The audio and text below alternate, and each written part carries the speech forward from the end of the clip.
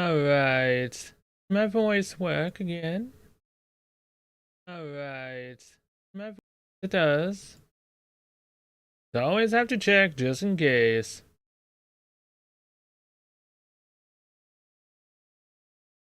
Wait.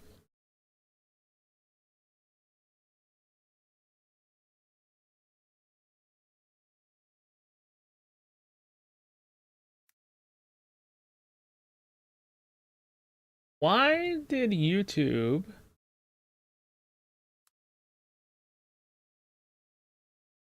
Why didn't it change?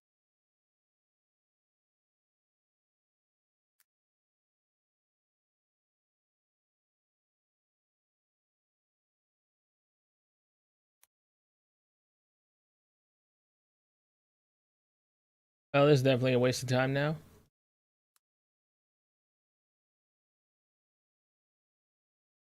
Like, seriously, I had literally changed the YouTube stream to show that it was Girls Frontline 2. And it literally changed off of what I had set. God dang it.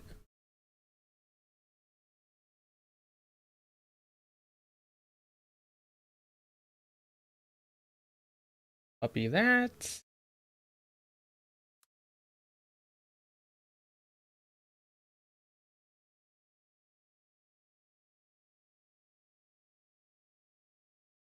There we go. There's the correct one. There we go. There. I don't know why it said Star Rail when I was clearly had already hit save. It was not, in fact, Star Rail.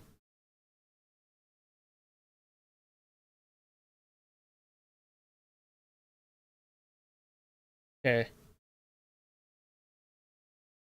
Everything's good. Okay, yeah.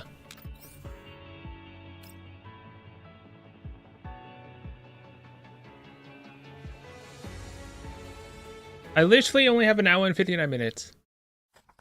Dear Commander, this is officially my 5th letter to you. Ever since we parted, there have been so many stories and things that I'd like to share with you, but I never had the opportunity to do so. It was by coincidence that I found out that Miss Lee Tata has been writing letters to you regularly, so I borrowed some pen and paper from her. After shaking off pursuit by the humans and breaking through the encirclement by the aliens, we have successfully managed to relocate ourselves to the vicinity of our designated stopover point. This journey has been so very perilous, as the thought that you have also been living in constant danger without me by your side all these years is making me anxious. I wonder what that agreement will be rescinded. When that agreement will be rescinded. In any case, I've decided to document all my personal experiences in great detail until then. According to Miss Lee Tarter, by writing you these letters, we will not feel like total strangers to you when we finally meet again. I do hope she is right. Still on me. The howling wind whips the collapsed walls, smashing sand and dust against it. In the ruins, an Elid is guzzling a chunk of meat, most probably the flesh of another Elid. It suddenly freezes like it has noticed something.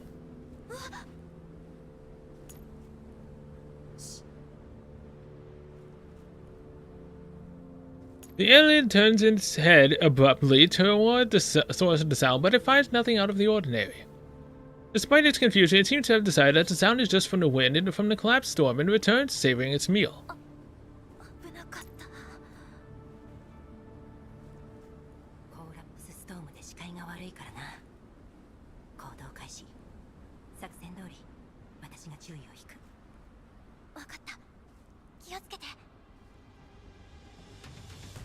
Owen carefully takes out a few... It takes a few steps forward, picks up a piece of rock from the ground, and throws it at the oblivious Elid.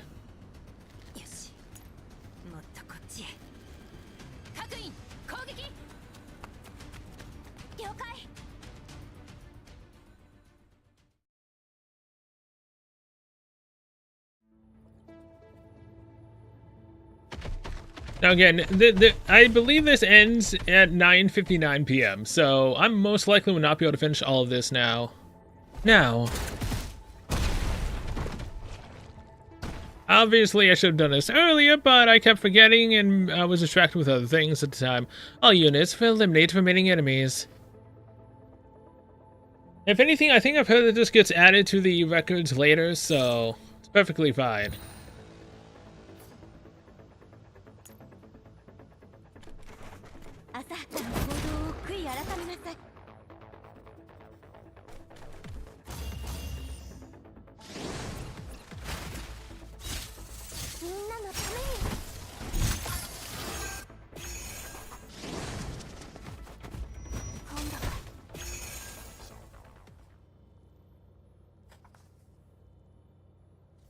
Aliens are such dangerous creatures, but under Bix's elevated Miss Leotada's leadership, we managed to pull through. But our biggest headache is still the shortage of supplies. I've seen Miss Rosalind, who is in charge of repairs, and Bix is taking stock of our supplies, and they both look very grim. I sometimes hear the troubled sighs from even Miss Leotada, who is usually very calm and collected. I would find her room littered with scrunched-up papers of abandoned plans. That's probably why, even though we knew the thermal power plant was teeming with aliens, we still decided to scour the place in hopes of finding some supplies for our subsequent travels. You could probably think of a better solution if you were here, Commander, but since we're on our own, we'll just have to take the risk. I hope we will all come out of this in one piece. Subami. Ulrid kicks the motionless eyelid on the ground. A heavy sack of flesh slowly rolls on his side. After confirming that the threat has been eliminated, Ulrid pulls out the arrow sticking out of the corpse.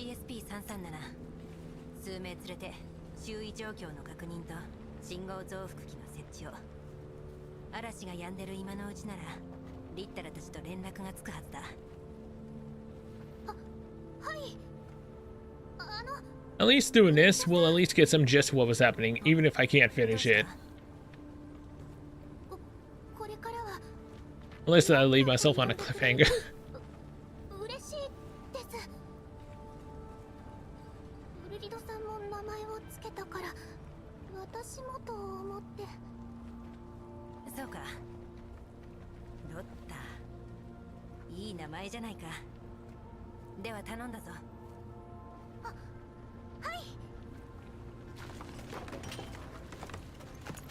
After watching Lotta run off with a smile, Ulrich looks down and starts rummaging through the ruins for anything worth scavenging.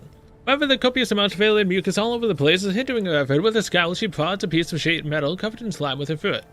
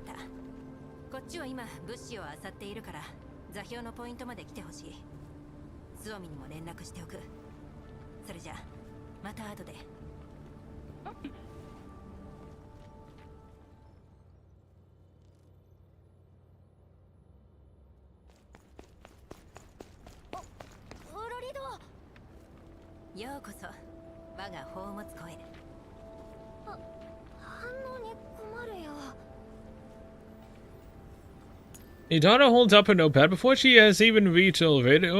On it is a question scribbled in large handwriting.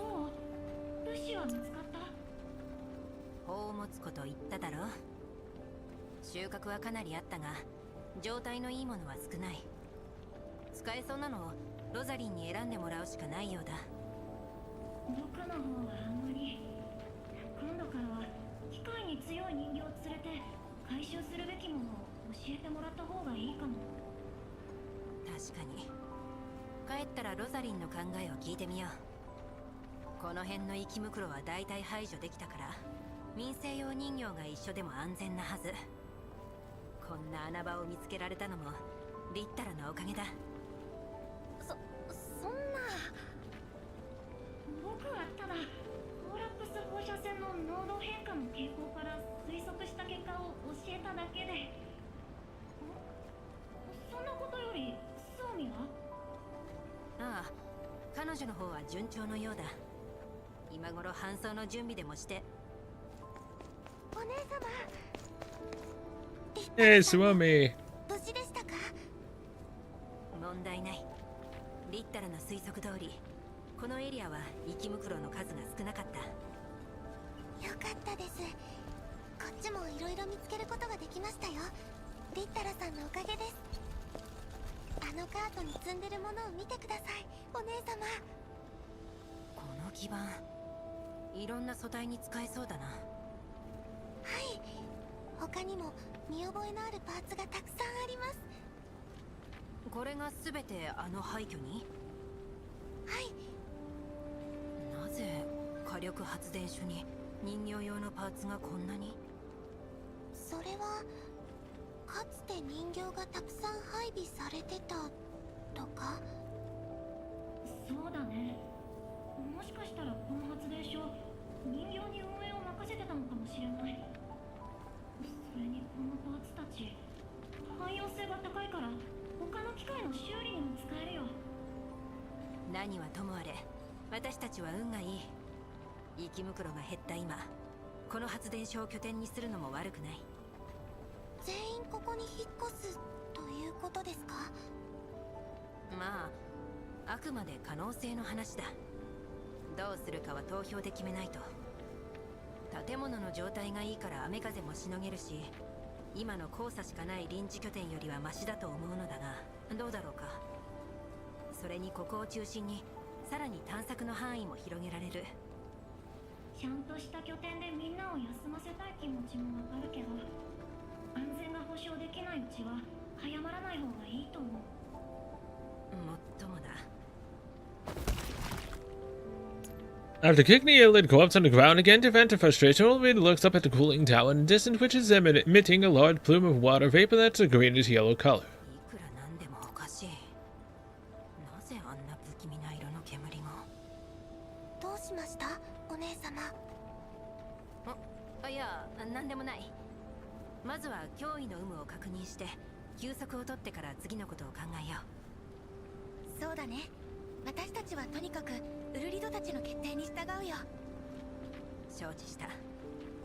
でもどんな決定になろうとみんなの助力は不可欠だ。さあ、今は物資を持ち帰ってロザリンを喜ばせよう。はい。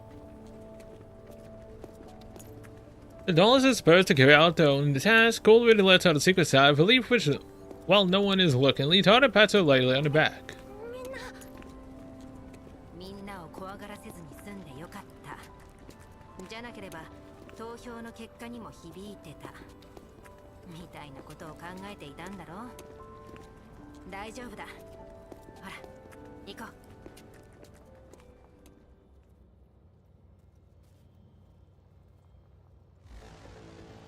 戦場は片付いた。皆の者。Alright, that's 1-1. That's continuing on. Should just continue to next, yeah. At their temporary base, Olivia directs the dolls and pack up all the supplies they have gathered. ウルリド、潤滑油ってどこに置くんだっけ？凝固していなかったら資源エリアへ。ロッタ、カートに積んでるパーツはメカニックたちに。This is then Rosalind arrived with Batilda. おかえり。今回は大量のようね。ロザリー、ちょうどよかった。一通り目を通してみてくれ。後で分配案を一緒に確認しよう。わかったわ。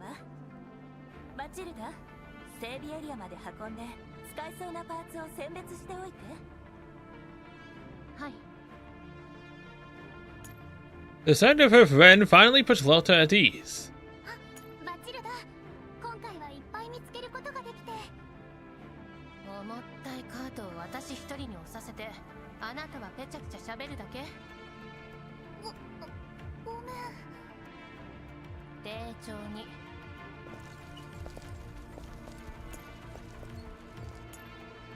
Owen watches warily as the two push the rickety pushcart, whose mismatched wheels are creaking and groaning. She finds herself praying fervently for the cart and dolls to keep it together. When near some distant wailword, turns her attention to a companion standing next to her. 彼女たちの容体は芳しくないわ。電力不足で次々と休眠状態に陥っている。動ける子にしても素体はボロボロよ。今回の物資で多少は緩和されるけど、まだ足りないか。ええ、そろそろ大規模な補給がないと人形たちの稼働を維持するどころか乗り物を動かすことすらできない。休眠中の子たちに至っては。こんなところに彼女たちを置いていくのは見殺し同然だ。私だってそんなことしたくない。なんとかしよう。ロザリー、もう一回物資の点検をしてくれ。ただ結果を公表する前に一度私に見せてほしい。うん、わかった。あまり根を詰めないようにね。ほら、リッタラが呼んでるわよ。落とし。ありがとう。リッタラ、どうかしたか？ちょっと来てもらって。いい？行っておいで。ここからは私の仕事だから。ああ、頼んだぞ、ママ。どうしたんだ？改まった顔して。After giving a slightly exasperated Rosalina a wink, Owen follows Littana to an unoccupied corner to get out of everyone's way.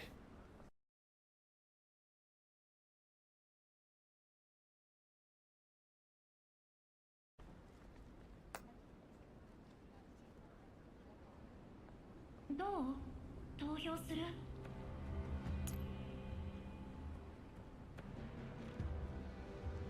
そのつもりだが、なぜか今は違う気がする。よかった。君の直感は正しい。僕もこれまでの投票結果を振り返ってみたけど、確かに今はいいタイミングじゃない。これまでってお前の休眠中にした投票も？うん、それで分かったんだけど、拠点を出ると決めた時の投票率は 58% しかなかった。今回の物資捜索の可否を決める投票に至っては 53% しかなかった。その上、賛成と反対票の票差もわずか 7%。 このままだと投票する意味がなくなる。判断材料が足りないんだ。無理もない。それに賞金ハンターに協力することに決めたあの投票のせいで、みんな及び腰になっているのかもしれない。その通り。だから発電所の状況と他の拠点候補といった情報が必要なんだ。そうだな。しかし今は大半の戦術人形が修理中のせいで戦力に乏しい。物資に至っても今回収穫があったとはいえ無駄遣いはできない。だから探索には私たち2人だけで出よう。素体もできる限り損傷させてはいけない。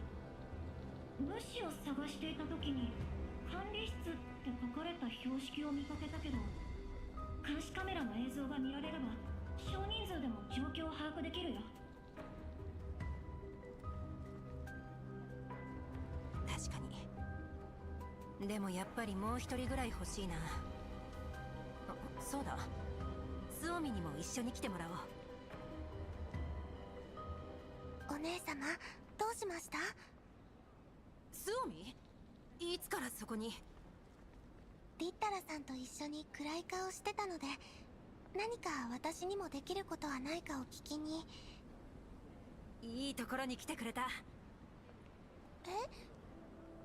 次の投票に向けて発電所とその周辺の様子を探ろうと思ったとこ。ウルリノは少人数での行動を望んでいるけど、一緒に来てくれる？もちろんです。素体の状態はバッチリなのでいつでも行けます。助かる。発電所内は入り組んでて危険だから私とリッタラで探索する。スオミは他に拠点にできそうな場所がないか探してみてくれ。後でリッタラがめぼしい範囲を特定するから、それに従うといい。戦闘は可能な限り避け、36時間以内に帰還するんだ。はい、任せてください。二人ともどうか気をつけて。発電所の中に何が待ち受けているのか分かりませんから。心配するな。リッタラが向こう水な計画を提案した際にはちゃんと考えるさ。向こう水なのはウルリドの方でしょ。冗談だ。スオミの探索範囲の割り出しは任せた。ロザリンと物資分配の詳細を確認したらまた声をかける。分かった。じゃあまた後で。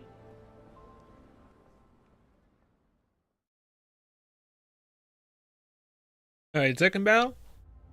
Oh no. 弾薬、予備バッテリー、通信端末。ロザリンには。ああ、言いつけてある。準備ができたら出発しよう。待ってください。発電所に行くつもりですか？聞いてたのか。わざとじゃないんです。私も連れて行ってくれませんか？ Oldwood raises an eyebrow and glances at Litara next to her, who gives her a nod. Oldwood knows what she means by that. It's your call. 今回の目的はあくまでも探索だが、可能なら物資も少し持ち帰りたい。発電所内部は極めて危険だ。お前も見ただろ？素体の調整はバッチリです。指示にも絶対従いますから。どうしてもついていきたい理由があるのか？あ、深い意味はないんだ。今は急を要する状況だし、お前を止める理由もない。今すぐ出発しても？大丈夫です。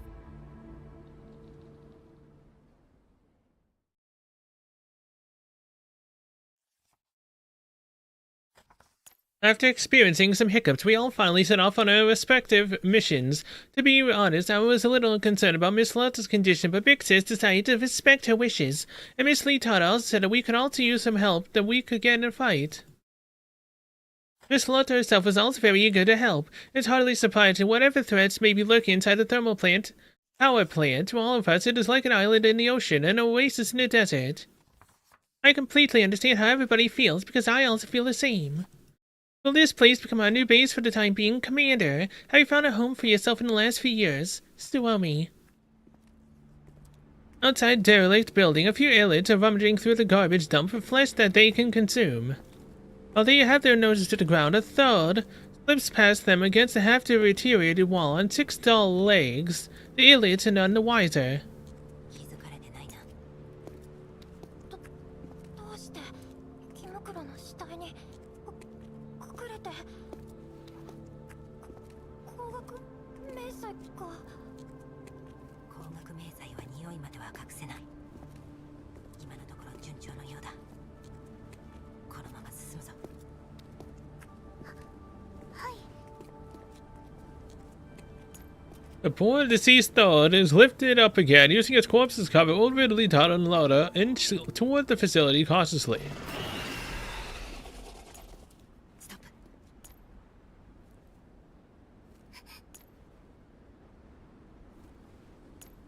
The 3 dolls squat immediately and curl up on the third corpse. The alien creature lets out a low, threatening growl, but with no response from the third, it goes back to whatever it is doing. やっぱりダメだったんだ。歩いて移動する砂糖度なんているわけ。落ち着け。生き袋の知能じゃそんなことはわからない。それに私たちの匂いも刺繍でわからなくなってるはずだ。入り口はすぐそこだ。行くぞ。せーの。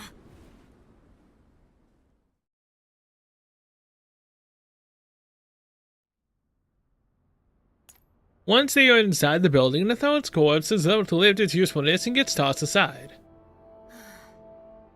だから大丈夫と言っただろ。ベタベタ。Ugh. 気持ち悪い。臭い。でも腐食性ない。文句言うな。あの数の生き袋を相手に戦うわけにもいかないし、それよりこの中がどうなっているのか見てみようじゃないか。Overrid flips the power switch on with a click. Interior lights up, display screens all come to life, and white text starts appearing on them. よし、電源は生きているようだ。監視システムはパスワードが必要。仕方ない。ロッタ、電子戦はできるか？一般的なハッキングモジュールしか。それでもやるしかない。リッタラ、セカンダリレベルへ。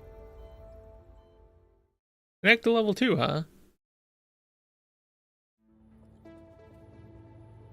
Battle! Lotta, I'm leaving breaking through this to you. Ah, okay. Nitara, let's deal with these defense machines together. Cool.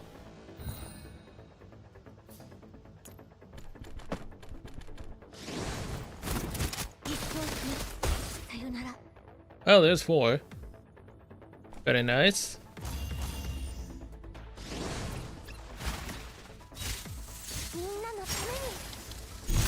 That's 7. God dang it. I really wish they would choose to not do that.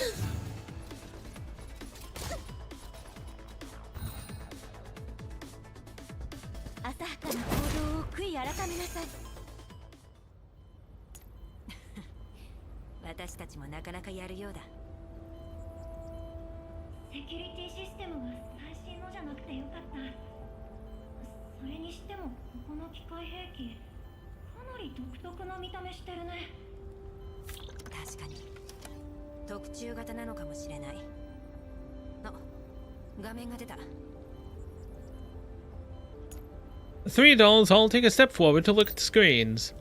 Having obtained access to the surveillance system, the screens now show live CCTV feeds of every room. The dolls all stumble back at the sight. 生き袋がいっぱい。こんなものだろうとは思ってたが、この数、生き袋の展覧会か何かか？見て、この辺のモニターには何も映ってない。ナンバー的に同じエリアのカメラだと思うけど。長期間廃棄されていたんだ。きっと故障だろう。ウルリドさん、見てください。どうした？これは修理ポット？しかも8台？油圧ロッドに人工皮膚の補修液まで。その隣はよく見えませんが、あ、他の部屋にも物資が。予想をはるかに上回っている。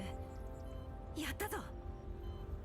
落ち着いて。映像のナンバーで物資のある部屋を特定するから、ちょっと待って。この部屋だけじゃない。ここもあそこも。あ、それも物資箱じゃないか。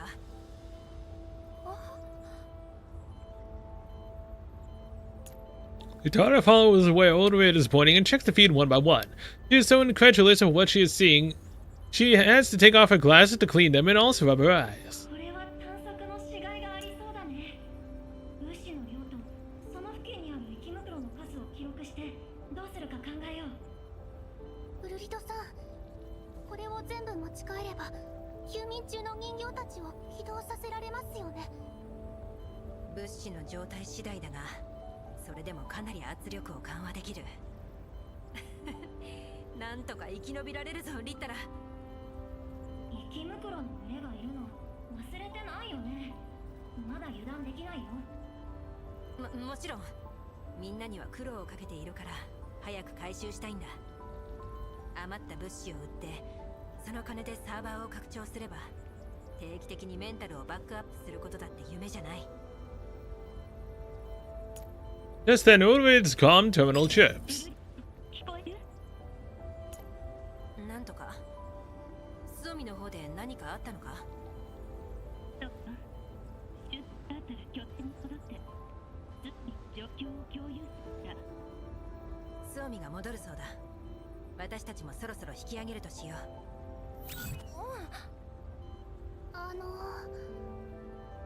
どうやってここから出れば。 Same way we came in.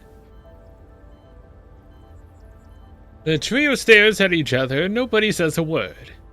And they end with expressionless faces. They walk back to the entrance and pick up the Throne's corpse again. Yep. Commander, you must have seen a Throat before, right? I heard Big Sis describe how they returned from the ruins and was kinda gross, so I'll spare you the details. But we got really lucky, Commander. This place is really like an oasis. We've all cheered up. Especially Big Sis Olver. She didn't say anything, but I can tell that she is very relieved. As part of the exploration team, I've also made some pretty impressive discoveries. I'm sure the good news will lift everyone's spirits. Suomi. それがメンテナンスもしないで発電所へ向かった理由ですか？この死に急ぎトリオ。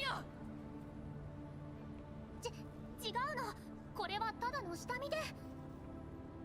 そんなこと聞いてない。何これ？生袋の体液？あなたたちもです。簡単な修理だけ済ませて外に出るのはいつものことだけど、銃もろくに構えられない人形を連れて行くなんてどういうつもりですか？う。銃も構えられない？ロタ、どういうことだ？大げさですよ。油圧ロッドがちょっと壊れただけで。バチルダ、ウルリドさんを責めないで。私が無理やりついていったの。あなたは黙ってて。バックアップなしに素体を破壊されたら終わりって理解できないわけ？こっち来て。Before the stunned Ulrid and Litada can react, Matilda has already dragged Lotta away. バチルダも相変わらず手厳しいな。今度ばかりはロッタに確認を怠った私たちの落ち度だが。Pretty much. まあ、僕たちも急いでたから。次からは時間をかけてでも万全を期するべきだね。ロッタたち、仲直りできるといいけど。集めた情報を精査しようか。ああ、こっちに座ろう。この辺の連続したナンバーは同じエリアのものだろう。そうだね。だけど僕の推測通りの法則なら管理室から少し距離のある部屋かも。バチルダの言ったことどう思う？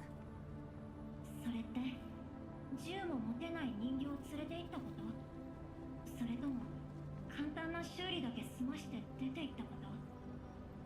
いや、もっと前の私の下した決定がみんなを危険にさらしていると指摘された件だ。イエローエリアにいる限り戦闘は避けられない。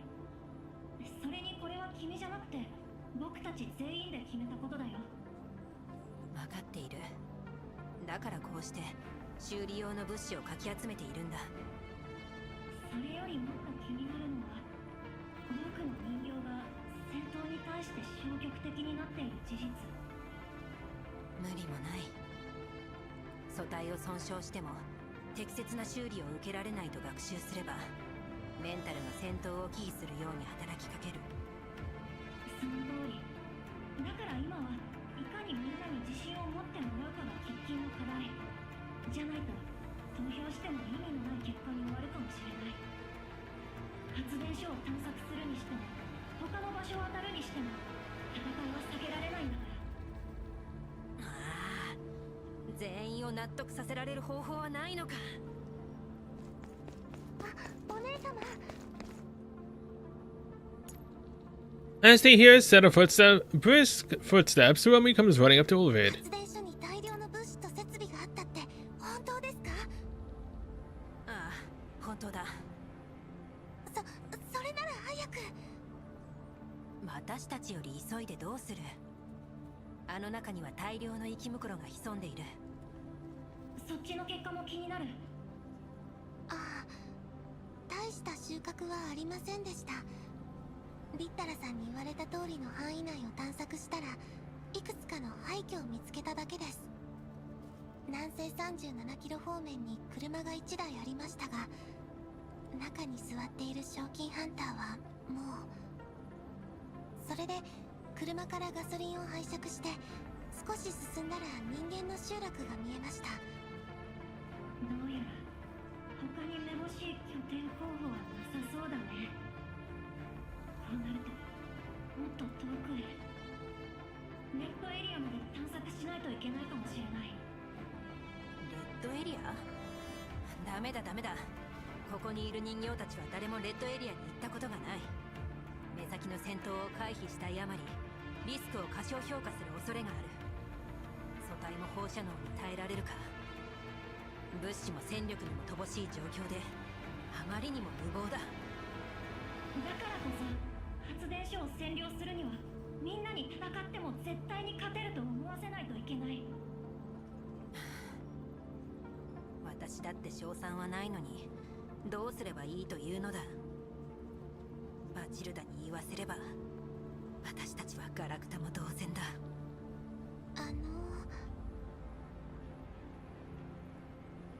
Naomi's sudden exclamation interrupts all of its complaints. 実は連れ帰ったいや持って帰ったというべき。 What'd you bring back? 言いたいことがあるなら遠慮しないで。そうだ、気にせず言ってくれ。はい、昔の同僚を持ってきました。 Former colleague? 同僚？グリフィン時代の同僚です。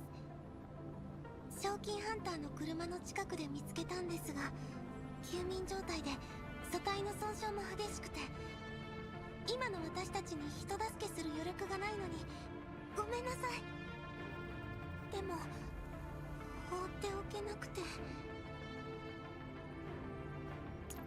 Naomi looks down in apprehension. She picks up and over to her left, who appears deep in thought with her lips pursed and an elite daughter who is rubbing her chin in silence. She dares not make a peep. その同僚というのは強いのか？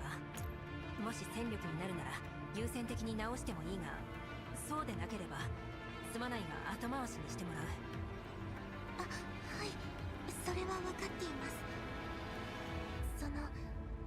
個人的な付き合いはありませんでしたが、グリフィンのみんなが認めるほどの実力で。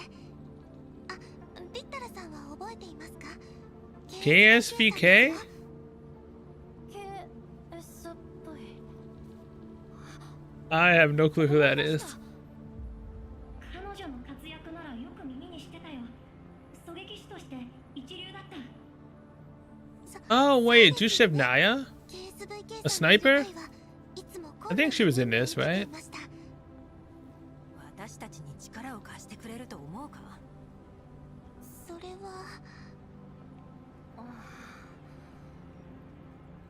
わからない。僕も直接話したことはない。でもでも実はロザリンさんに見てもらったところ、 KSVK さんのメンタルはダメージを受けていて、早く治さないと崩壊の危険性があるみたいなんです。でもお姉様に無理強いはしたくなくて。 Aren't you kind of putting her in a tough position by telling her that? Naomi's head droops as she trails off. Silence once again hangs heavily in the air. After a long while, Uwe hammers the back of the chair next to her with a fist. よし、決まりだ。彼女を治そう。本当ですか？ああ、メンタルが崩壊しそうというのに、ここで治さなかったら何が全ての人形を助けるだ。それに仲間が大いに越したことはない。ルリドらしいね。よせ、私の状態はまだいいから修理には私の予備パーツを使ってくれ。互換性があるといいんだが。そんなことしていいんですか？怪我しないよう気をつけるだけだ。大したことじゃない。だったら私もまだ平気なので。僕のも使って。お前はよした方がいいんじゃないか？メンタルまだ不安定なんだろ？今はまだ大丈夫。それに KSVK が仲間に入ってくれるならもっと効率よく物資を調達できるしね。先行投資だよ。お姉様、リッタラさん。さあ、早くロザリンのところへ。はい。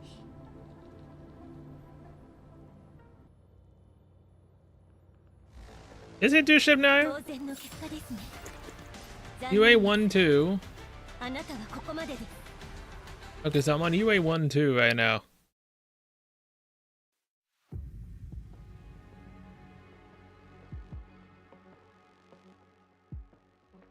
UA-12. This? My god, okay, yeah, no, this is so long. Commander, the good news I have for you. We have found Miss KSVK. Although her situation is very precarious, it feels like a miracle to run into a large companion in the yellow zone. Although her situation, yeah. I hope I will run into you like this as well someday, Commander. A chance encounter wouldn't be a breach in the agreements. I wouldn't cause you any trouble, right? Commander, I will now explain Miss KSVK's condition in greater detail. Things are a bit confusing, so I may not be able to explain it very clearly. Please try your best to make sense of my letter when you receive it. If we ever meet again, I'll also explain it in person. Swami. 面倒なことになった。 KSVK のこと？そうだ。メンタルログが全て消失しているとスオミからの連絡があった。でもそれは彼女の戦闘力と直結しない。そうじゃない。これでは向こうにとってお前とスオミは面識のない人形だ。仲間に加わる可能性は相当低くなったんじゃないか。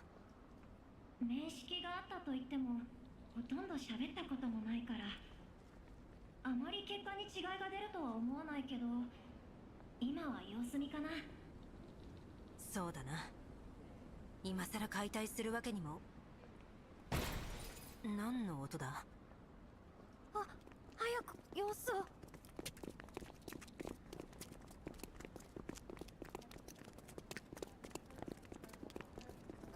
The two dolls run to the crude maintenance area and are greeted by the sight of a unique doll with animal ears sitting on the floor. A panicking Suomi is sitting off to the side with a mechanical arm in her hands. 何が起きた？スオミ、まさか彼女の腕を？違います。スオミ、それ置いといて。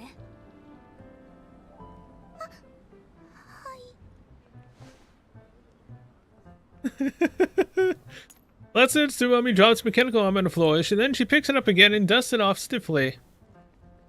After wiping her dusty hands on her clothes, Suomi pulls the doll off the floor apologetically with Ovid's help. すみませんでした、KSVK さん。ロザリーさん。あとは私がやるわ。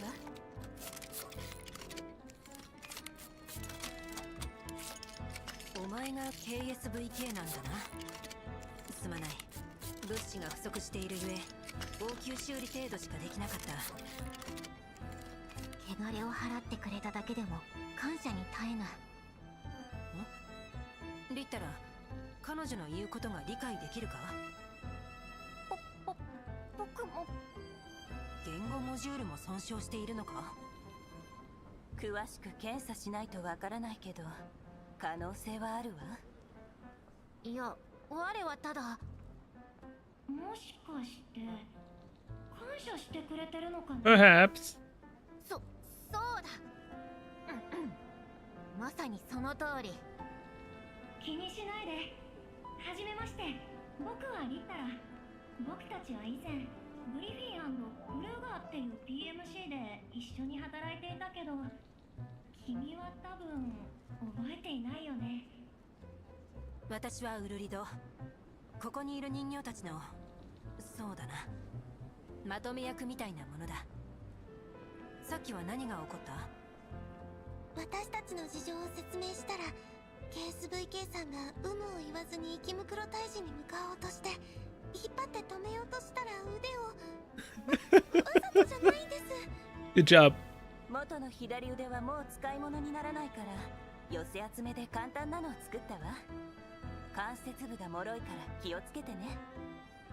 承知した、癒して殿。癒してって、またずいぶん独特な言い回しをする人形が来たわね。面目ない。個性的な喋り方じゃないか。謝らなくていい。それにしても力を貸してくれるのはありがたい。まだ早いよ。 KSVK さんは起動したばかりだし、スオミも全ての事情を説明しきれてないと思うから、改めて状況を伝えて選択の機会を与えないと。それもそうか。さて、どこから説明すれば。From the disappearance of the bounty hunter and convoy leader Alan to the dolls forming their own doll collective to survive, Olivia gives KSVK a summary of everything they have been through. She also explains the voting system that the dolls have just adopted with Elite Hunter's help for making major decisions. つまり汝は狩猟殿ということだな。狩猟は少々仰々しいな。ウルリドでいい。ここではみんなの意見が全てなんだ。私はさっき言ったようにまとめ役に過ぎない。なるほど。それに今は物資が極端に少なく、休眠を余儀なくされる人形もいる。こんな状態では自立していられるのかも疑問だ。なら我の腕に使われたのは、知らぬ間に足を引っ張っていたとは許されざる罪だ。KSVK is about to rip her temporary arm off. そういうつもりじゃない。この近くに発電所の廃墟があって、中から大量の物資が見つかったんだ。本当か？ああ、それらを回収できればみんな助かる。問題は内部に作っている生き袋だ。 KSVK、 そいつらの相当に協力してくれないか？もちろんそのためだけにお前 It is part of the reason, though. 承知した。我が希望の剣を持って闇を切り裂いてみせよう。待って。 Rosaline calmly stops KSVK from charging out again. She wraps the back of the chair with a spanner in her hand. Her smile is gentle but also stern. 関節部の固定が終わるまではどこへも行かせないわよ。すまない。気持ちは嬉しいけど、どう動くかはみんなの投票結果を待たなければならないんだ。投票。具体的にはどうするんだ？なんだか通俗的な喋り方になりましたね。落ち着いたようだね。やり方は一度見ればわかるから、今は KSVK さんの話を聞かせてくれない？そうだな。私たちはまだお前のことを知らない。メンタルログがないのは知っているが、一応聞こう。どうしてこの辺に？ここに全てを解き明かす鍵があると聞いてな。あ、また戻った。つまりその落ち着け。ほら、深呼吸を。大丈夫だよ。責めているわけじゃないから、ゆっくり話して。ああ。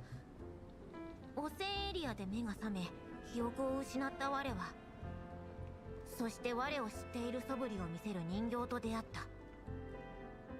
彼女は我に座標を送り、そこに答えがあると言った。我はキャラバンを離れ、座標の示す場所を目指したが、気づいたらここにいたというわけだ。前に元グリフィンの人形が少しの間コミュニティにいたけど、まさかその一人？情報漏洩を防ぐため、通常コミュニティを抜ける人形にはメンタルログの処理を行うが、中には密かに姿を消す人形もいるからな。答え。つまり KSVK さんを知ってる人形がここにいるということでしょうか。かもしれぬ。時の流れに消えたかけらを見つけねば。メンタルログですね。でも私とリッタラさんはあまり KSVK さんのことを知りませんし。あ、DP12 さんが確かあなたのことを Hey, there it is, Dushev Naya. DP12? That wasn't entirely wrong. She is Dushev Naya. Just took a bit to, get to that point. しか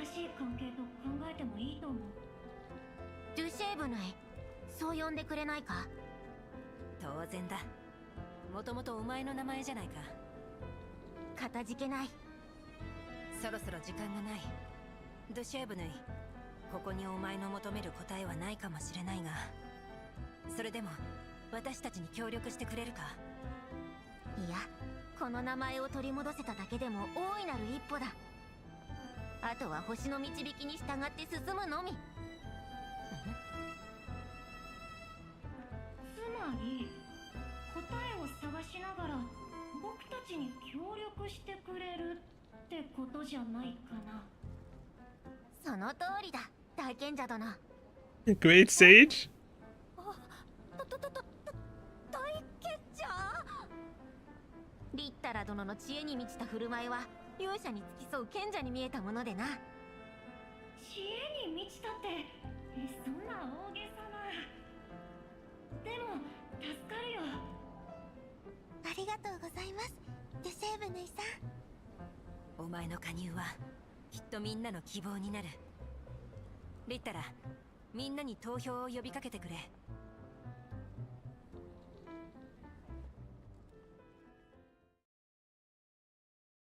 Oh yeah, I am so not finishing this anytime soon.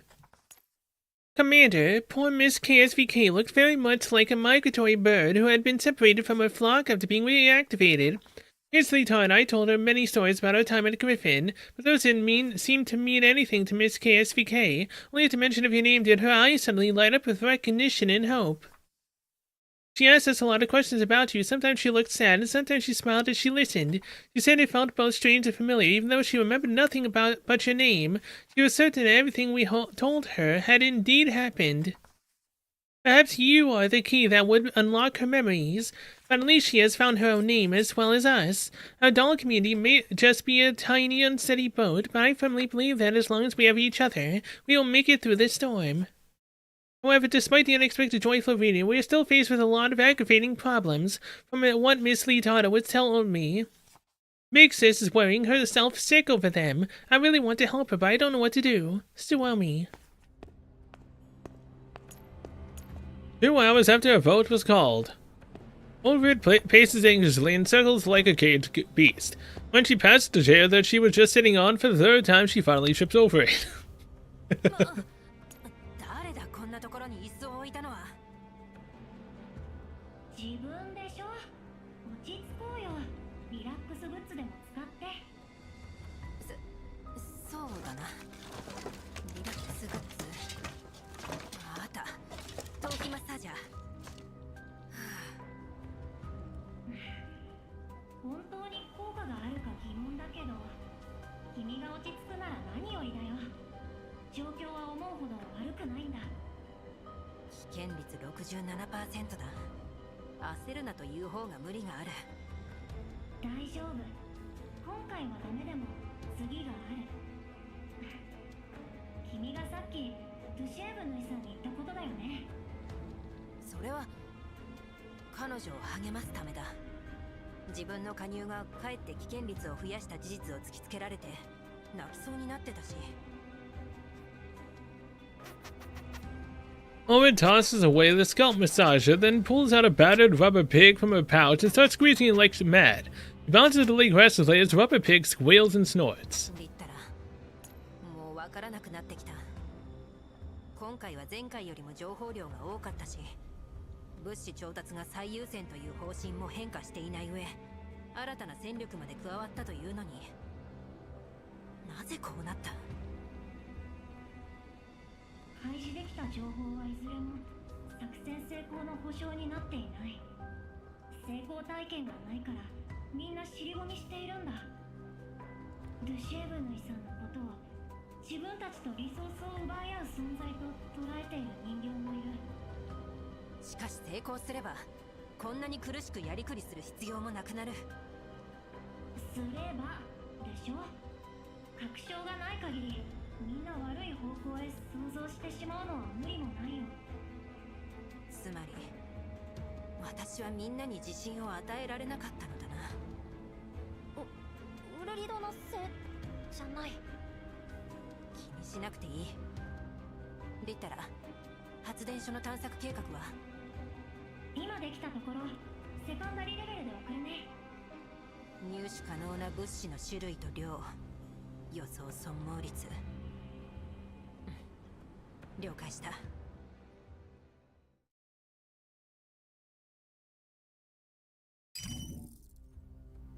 残念なことに投票は無効に終わった。しかしもうそうこう言える状況じゃない。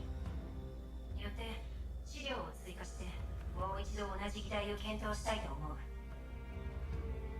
今送ったのはリッタラの発電所探索計画だ。入手可能な物資と予想される損耗率が書かれている。これほどの物資が本当ですか？これだけあれば10年は余裕で修理できます。でも予想損耗率が 25% も。もしそれを上回ったら今の状況だと修理は。聞いてくれ。私の予想ではこの計画よりもさらに良い結果を持ち帰れると見ている。もちろんリッタラの計算を疑っているわけではない。根拠のない誹謗的観測なのでは？それは否定できない。だが今回は頼れる助っ人がいる。ルシエブで。2時間前に紹介された。そうだ。さっきの紹介はざっくりすぎて彼女のもたらす可能性を軽視させてしまったと思う。彼女の存在は作戦の成功に大いに寄与する。終了だわ。皆の期待などこの枯れ木となった我が身には荷が重すぎる。It totally can. 緊張するな。お前はかの PMC のエリート人形の一員だったのだろう。かの PMC。まさかグリフィン？その通り。さっきは新しい戦術人形としか言えず経歴までは紹介しきれなかった。スオミやリッタラをはじめ今までここにいたことのある元グリフィンの人形たちの強さをみんなは知っているはずだ。しかも記録を見る限りこのドゥシエブヌイの作戦成功率は最高クラスを誇っていたそうだ。そんなに強いの？だったら早く言ってよ。すまない。それにドゥシエブヌイのスティグマはスナイパーライフル。今までいなかった遠距離射手だ。褒めすぎだ。確かにこれほどの人形なら成功も夢じゃない。ちょっと安心した。こんな人畜林が。にわかには信じがたいですね。マチルダ、失礼だよ。トミー、あなたが拾ってきたんだよね。本当にそう思う？はい、私も保証します。あなたがドゥシェーブヌに私も同じくらい強くなれたらいいな。ウッシー、よろしくね。我に期待を寄せても失望するだけ。その辺にしておけ。彼女はまだ本調子じゃないんだ。あまりプレッシャーをかけるな。私の読みだと彼女の加入で損耗率は 8% も減少する。そんなに？それでも 17%。まだまだ高いと思いますが。戦闘になる以上ある程度の消耗は避けられない。だが絶対に犠牲は出さない。約束しよう。発電所の物資を持ち帰られれば修理の優先順位はなくなるし、休眠中の人形たちも再起動させられる。みんなの力も貸してくれ。私たちも頑張らないと。新しい仲間に頼りっぱなしだとダサいしね。そうだね。休眠中の子たちの分も頑張らないと。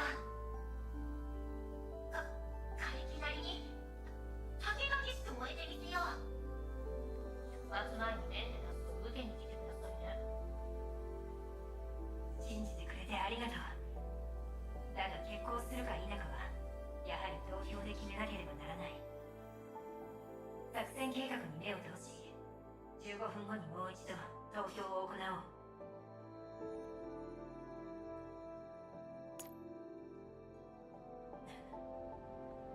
今度こそみんな賛成してくれるに違いない。そうだろリッタラ。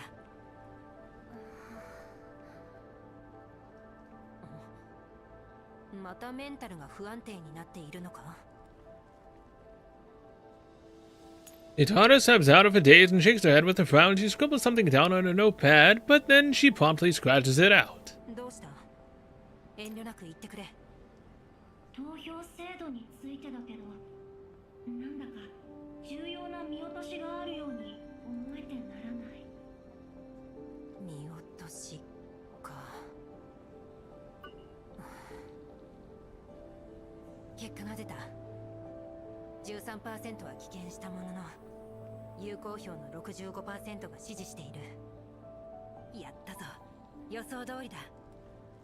これは本当にいいことなのかな。言いたいことはわかる。見落としについても心当たりがないわけではない。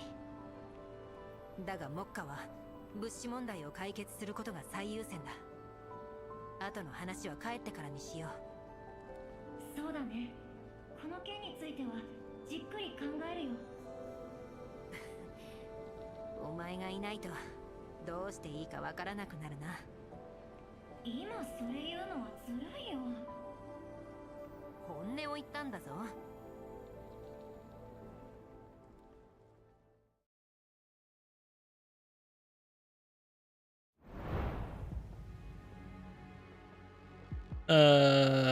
That was only US 1-1, right? So I'm on 1 UA 1-3 now?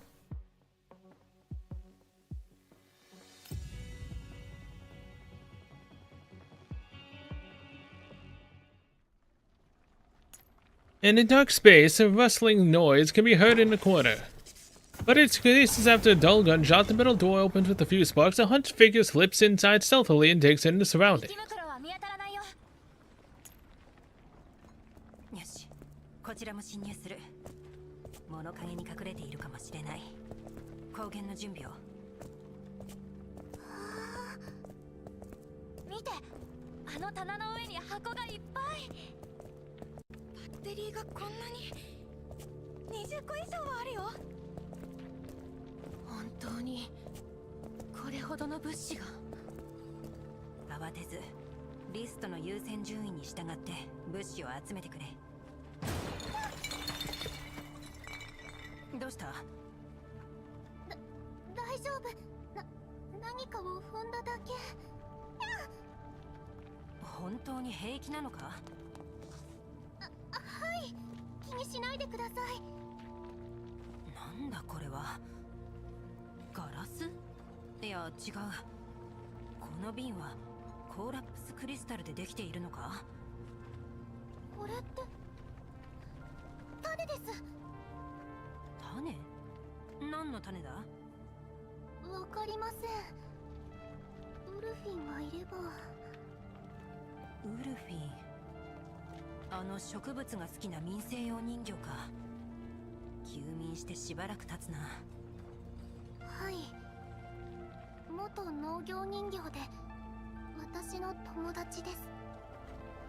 そうか、すまない。いえいえ、ウルリドさんが謝ることじゃ。今は戦力が必要ですし、アレンさんが彼女を引き入れたのもエピフィラムのお世話をするためで、それに休眠は彼女自ら望んだことです。この種を見ればきっと喜ぶだろうなと思って。少し持ち帰ろう。いいんですか？当然だ。ウルフィンが再起動した日に種を見せて喜ばせようじゃないか。でも計画外の物資は。それくらい平気だ。さあ、種をしまったらバッテリーを運ぶ手伝いをしてくれ。こんなところに高出力バッテリーが。高出力？そうだが何か？なんでも。種の選別をしてきます。Lotta scans the bottles and jars on the shelves and picks out the smallest container to stash into her backpack. 何してるの？変なものを拾わないで。変なものじゃ。どいて。後ろの物資まだチェックしてないから。一緒に来てくれて助かったぞ、バチルダ。礼には及びません。探索チームと同行して物資や設備の状態をチェックするのはロザリーに言われたことですから。そうだな。そっちは二人に任せた。何かあれば報告してくれ。はい。バチルダ、これを見て。Ordred leaves Lotta and Batilda to their work and heads over to join Lidana in front of another pile of supplies. リッタラ、ウルフィンのことを覚えているか？エピフィラムのお世話をしていた人形でしょ。アレンがいなくなってからエピフィラムを探す必要もなくなって自分から休眠を申し出た。どうして彼女のことを？いや、ロッタが種を見つけてな。ウルフィンが見たら喜ぶと思って。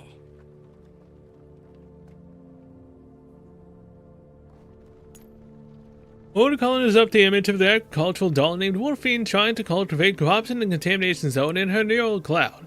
She also recalls a moment when she decided to go into hibernation and bid her friends good night. 早く物資を集めて再起動してやりたいものだ。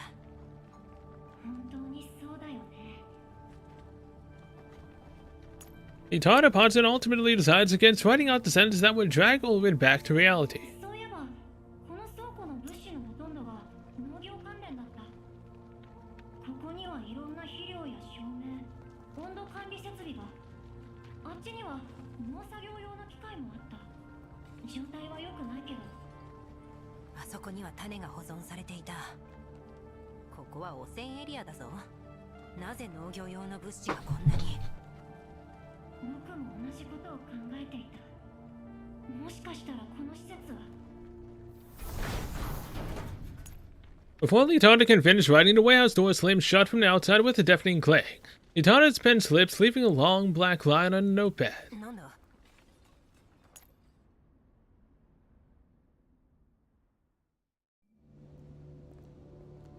？Oh?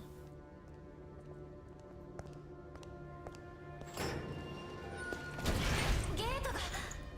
どうする、ウルリド。様子を見る。ウルリド、今日お姉様。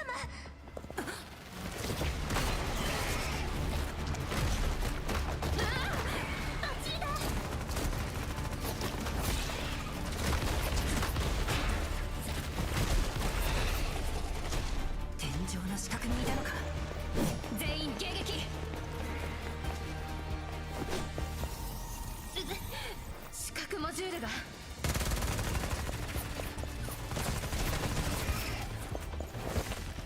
大丈夫か、バチルダ。私のことはモジュールを再起動すれば。ああ、どこを撃って物資を破壊したらどうするんですか？テーブルの下に隠れて、あとは私に任せろ。こういう時はこうだ。 Hell yeah! リッタラ、室内戦は不利だ。早く離脱しなくては。また来た。弓。分かっている。私とロッタに任せてバチルダと一緒に交代しろ。 I know this ends in an hour. I'm just trying to do as much as I arguably can. And just do the West when it gets into the archives. Well, supposedly it goes into the archives. 機械、農作業用の。あれか、使い物になるのか。パワーある。それが I don't doubt it's a fire story. ロ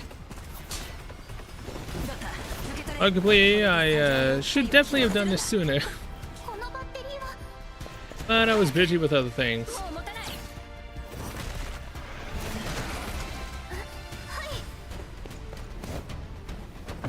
バッテリーケースは。あった。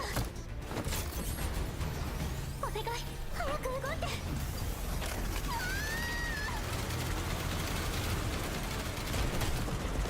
違う、ゲートだ。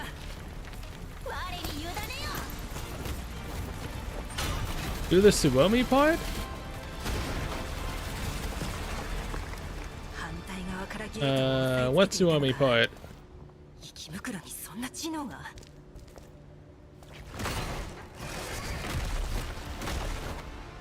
外だ。反撃。ああ、これでまともに戦える。全員。 Oh, part 2. No, I have not. I figured it was part 2, so I would do that after, you know, part 1. ごめん。私はここだ。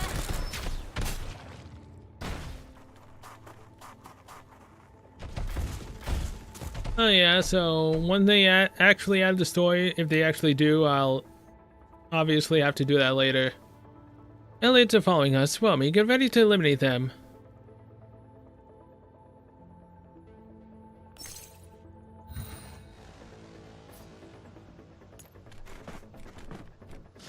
Yeah, I mean, none of this technically I think is chronological.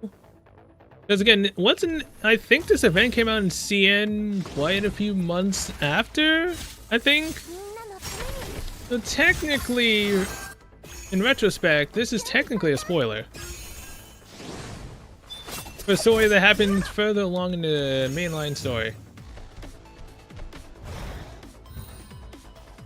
Most likely.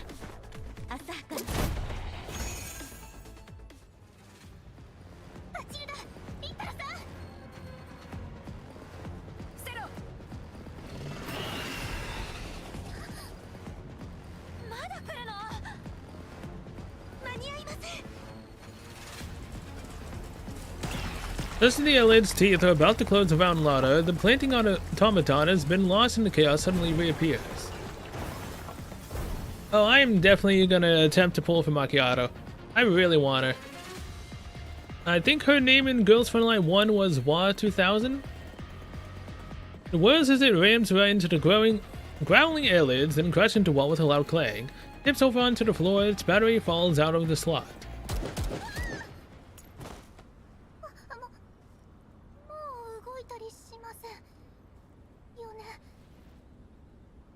Her outfit looks very nice. Obviously gotta go for the tsundere, right? 機械が。あ、ごめん。機械が壊れるの嫌いだったよね。バチルだ。調子はどうだ？左目が壊れて距離感が測れませんが、問題ありません。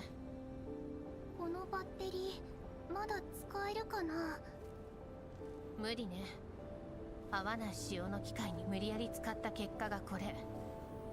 心配するな。他にも大量のバッテリーを回収できた。大方、そのバッテリーでウルフィンを起動させたかったのでしょ。Do you know what time her banner starts? Is it at reset? なるほど。農業人形は普通の人形より。 Because I'm pretty sure Suomi and Ulrid's banners are gone by now.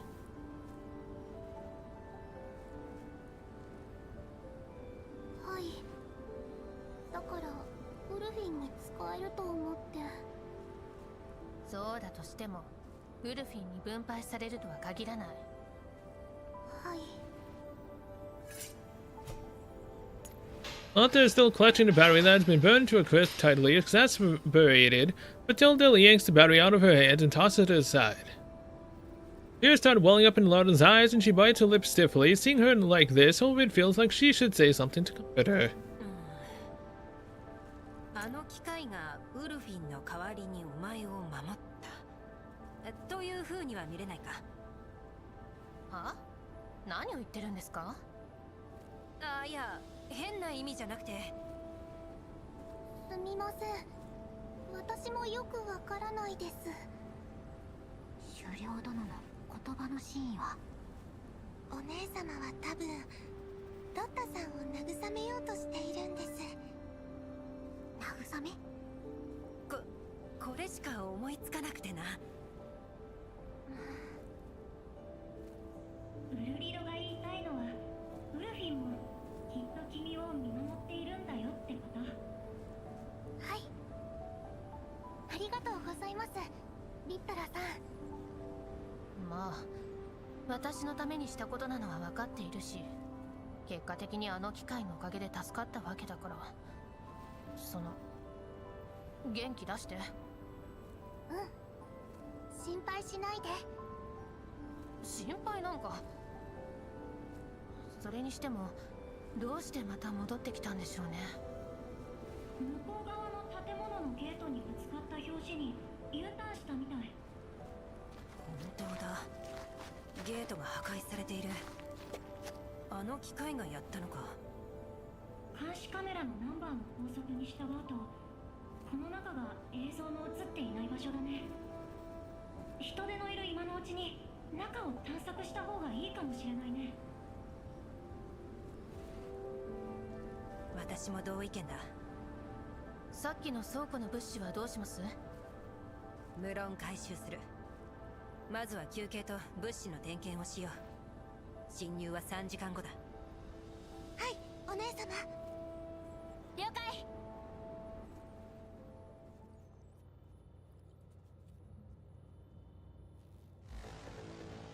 想定通りの勝利です。本当はもう少し完璧に。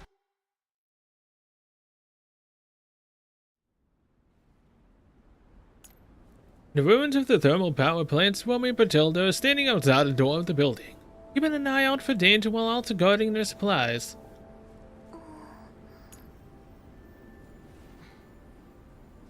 お姉様たちが入ってから随分経ちますね。さっさと本題に入ってください。入り口を見張るのも退屈なので。ウルフィンさんってロッタさんの友達のようですけど、もしかしてバチルダさんとも知り合いですか？それが何か？すみません。何の謝罪ですか？同情なら必要ありません。ウルフィンさんとはきっとまた会えますよ。だってロッタさんもバチルダさんもあんなに頑張ってるんだから。なぜ今そんなことを？バチルダさんの落ち込んでいるところ見たくないから。ごめんなさい。大きなお世話ですよね。別にそんなつもりじゃ。そんなことよりウルリダさんたち遅いですね。中で何が起きているのか。さあ、でもリッタラさんにドゥシェーブヌイさんもついてるからきっと大丈夫ですよ。さっきみたいに閉じ込められないよう私たちはここで退路を確保しないと。ウルリダさんの話になると急に饒舌になりますね。私はただバチルダさんが退屈って言うから。あれ、退屈？何ですか？さっき一通り殲滅したとはいえ、こんなに長い間一体も生きムクロが現れないなんて不自然じゃないですか？現れないに越したことはないでしょう。で、何してるんですか？ A thought occurs to Suomi and she abruptly leans in close to Patilda. 検証したいことが。バチルダさん、放射線測定器を持っていますか？もちろん。どこへ行くんですか？見張りは？すぐに戻りますから。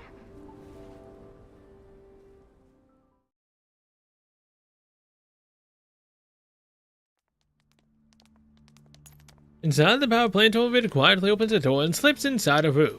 She sweeps her flashlight across the space, and after making sure it's safe, she calls for her teammates to come inside. この部屋、他と違いますね。実験室。隅っこの端末は何でしょう？気をつけろ。何かあれば私やリッタラを呼べ。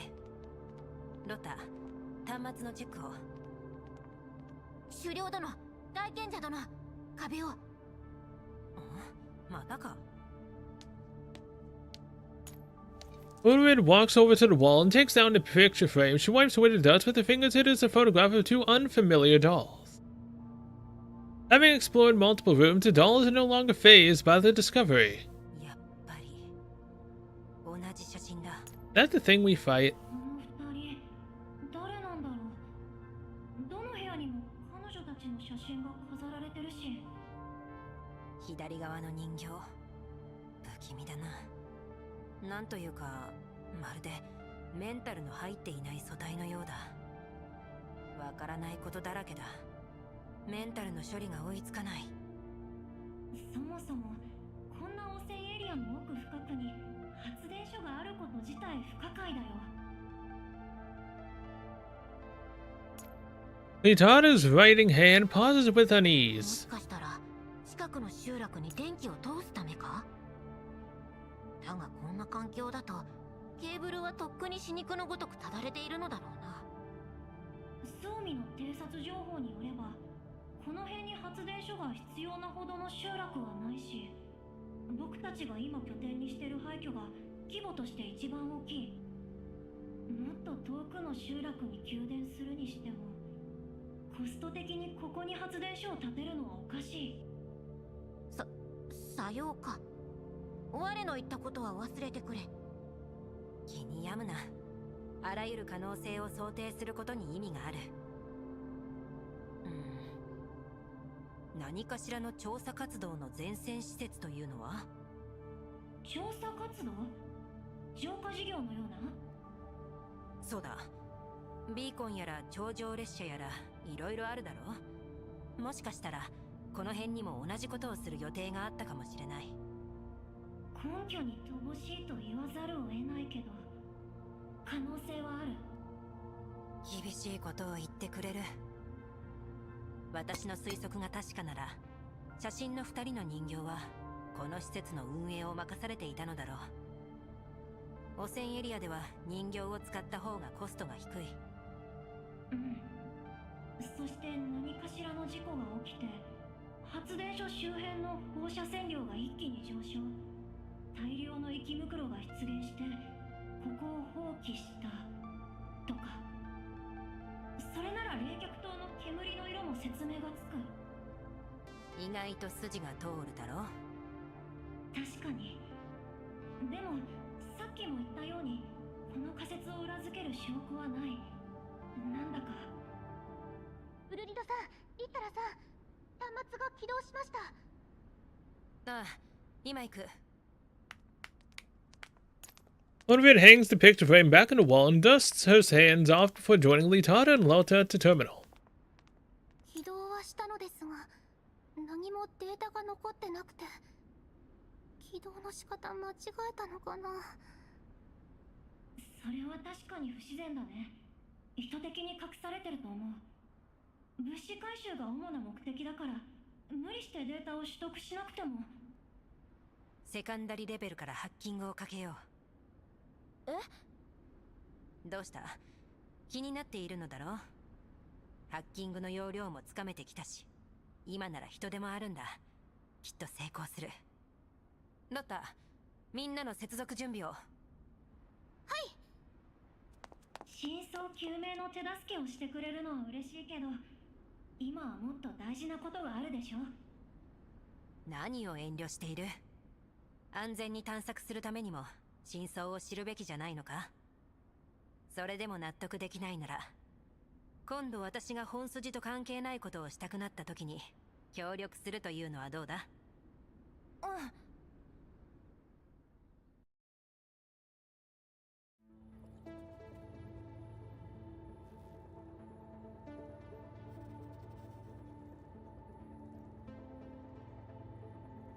？Just have to reach the access point, right? Here comes it to those bizarre defense machines again. These machines, what about them? They look for Ming like they're... Crap, we got spotted. Whatever questions you've got, we have to leave for later. We gotta book it.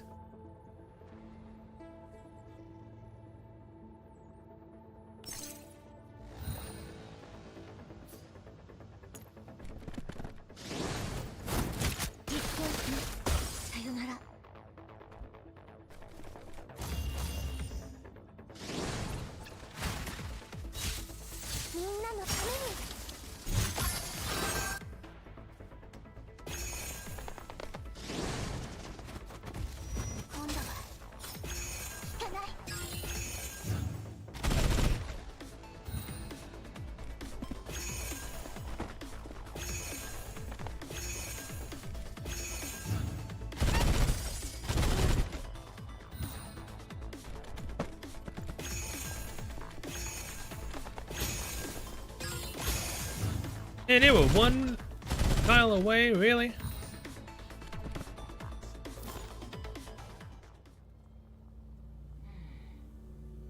本当に隠しファイルがあったとは。まるで森に隠れた木の葉のようだ。ちょっとこれこのファイル全部農作物関連だよ。この辺は土壌改良案、こっちは成長記録、そしてあれは倉庫にあった種に関する情報。農作物汚染エリアで。そんなこと可能なんですか？わからない。実験の結果も記録されてないし。これを見て。実験畑の座標。こんなところで畑を作ったのか。ルリア、面白いものが見つかったよ。わかった。リタ、ひとまずセカンダリレベルから出よう。見てよウルリド、セカンダリレベルから出てきたらこの隠し扉が開いてたんだ。セキュリティシステムをシャットダウンしたからかな。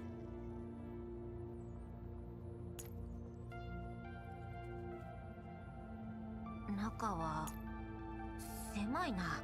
設備ルームのようだ。どうした？気にするな。地味猛量に足をすくわれたまでよ。Devil's tail, huh? 市民猛量？ルシエブヌイさんの喋り方はちょっと独特なんだ。まあすぐに慣れるよ。なるほど。何がある？雑貨が少々と奥に大きいのが2つ。これはドローンか。ドローン？物資やサンプルの短距離輸送に使用されてたのかな。埃をかぶってるが目立った傷はない。まだ使えるかもしれないぞ狩猟殿。この手のモデルの電源は確かあった。起動しないぞ。バチルダが言うには機械は使わず放置している方が壊れやすいらしいです。仕方ない。持ち帰ろう。修理不可だとしてもパーツは役に立つ。お姉様。ソミ、外で何かあったのか？この周辺の放射線の発生源が分かったかもしれません。どういうことだ？お姉様たちが中に入ってから一体も生き袋が現れませんでした。もっといてもおかしくないのに不自然です。だから放射線量を測定しました。言われてみれば。それで？変化はありませんでした。だから生き袋たちはきっと別の場所に引きつけられたんです。もしかしてやっぱり冷却塔です。あの周辺だけ放射線量が異常に跳ね上がって生き袋も大量にいました。やっぱりそうだったのか。決めつけるのはまだ早いよ。放射線量が上がったのが冷却塔のせいだとしても、それが生き袋に影響を与えたとは限らないし、倉庫にいた生き袋たちは影響を受けてなかった。倉庫の生き袋は放射線ではなく私たちに引きつけられただけとは考えられないか？そうだといいんだけど、どっちにしても冷却塔に行かないと何もわからない。次はどうする？深入りするにしても物資を持ちながらというわけにはいかない。まずは物資と情報を拠点まで持ち帰ろう。続きは少人数で。バチルダをはじめ先ほどの戦闘で負傷した人形がかなりいる。彼女たちを先に帰らせてついでにドローンも持たせておこう。All we noticed the drones lying on the floor with the tip of a shoe. そうだね。戦術人形がついていれば無事帰れると思う。次の目的地だけど、冷却塔と実験畑のどっちにする？周辺のマップを見せてくれ。セカンダリレベルに送ったよ。こからだと実験畑の方が近いな。とっくに生き袋に破壊されているかもしれないが、まだ探索していないし、まずはそこを目指そう。ソーミ、物資運搬の指揮はバチルダに任せて、お前は私たちと一緒に来てくれ。はい、お姉様。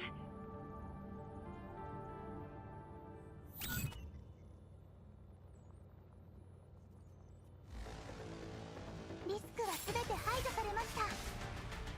指揮官の役に立ててよかったです。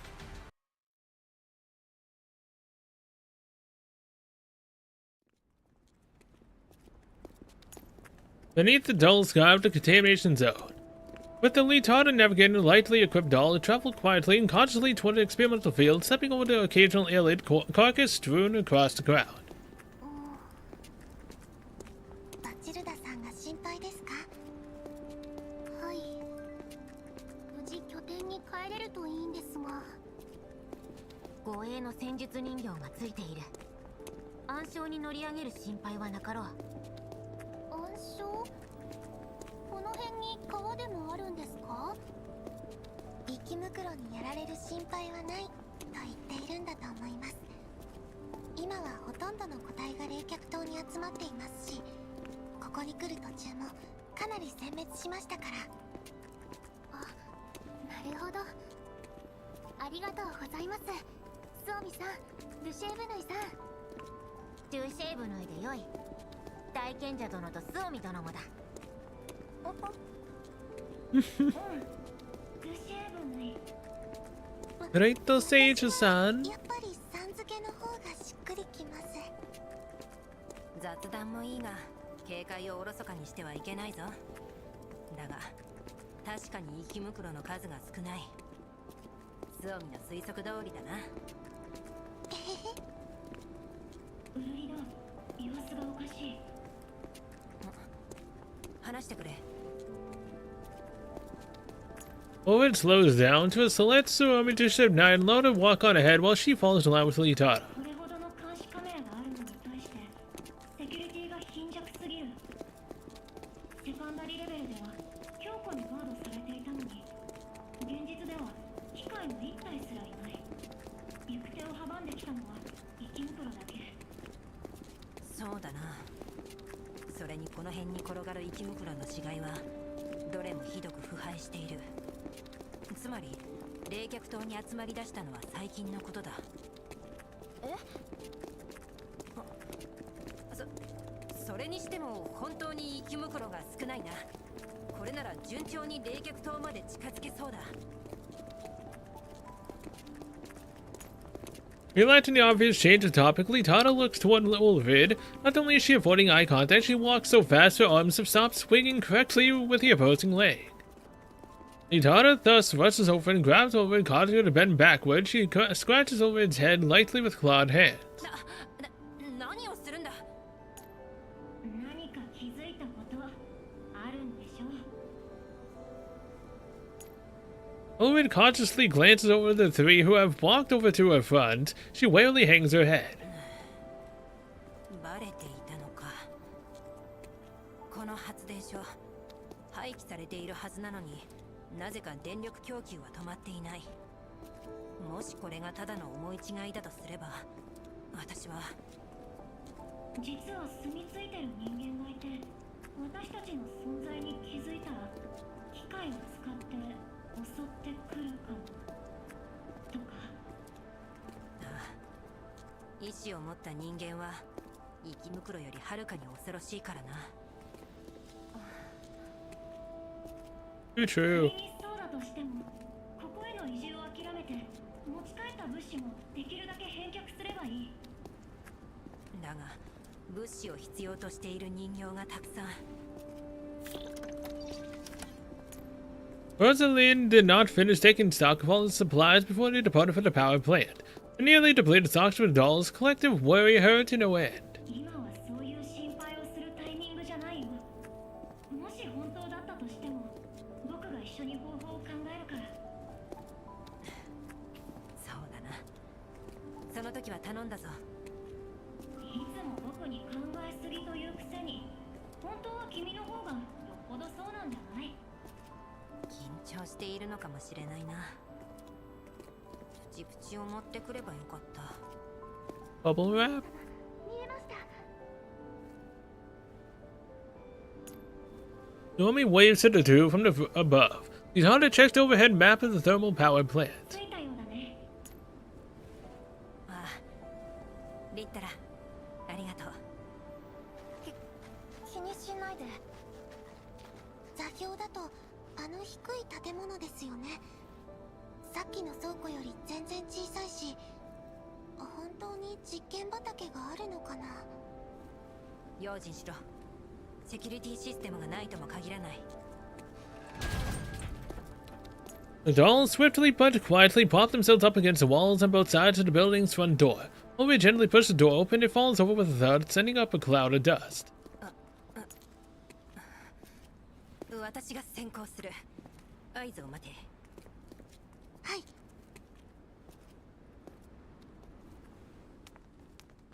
クリア。入れ。床に穴が。これは深淵に通ずる道に違いない。深淵。実験畑への入り口だと思う。地上は放射能まみれだから理にかなってる。入ればわかる。全員弾薬チェック。警戒しつつ前進。もうすぐだ。足元に気をつけろ。 The dolls maintain formation in pitch darkness, slowly descending the stairs. この匂い。土。着いたぞ。気をつけて降りろ。壁についた赤いランプは何だ？何のことだ？両側の壁についている。狩猟殿には見えないか？そんなものは。ドシェーブヌイ。デシェーブヌイさん、あれは機械です。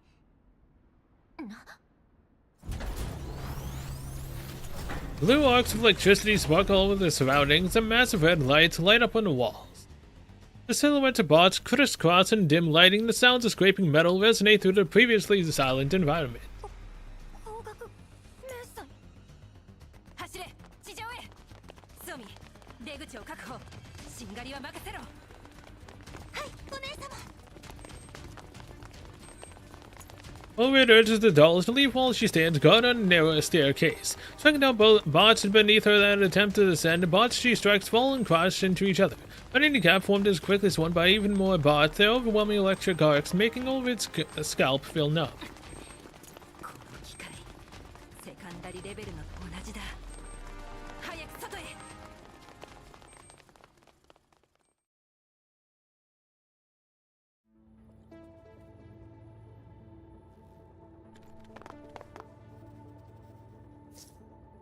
Mixes, be careful, there's surveillance spots up ahead. Damn it, they're blocking our withdrawal route. No choice, they have to be eliminated. Oh, that'll be easy. Our current power.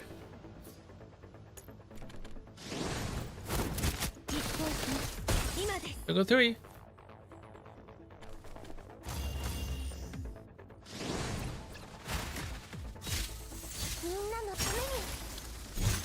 Five.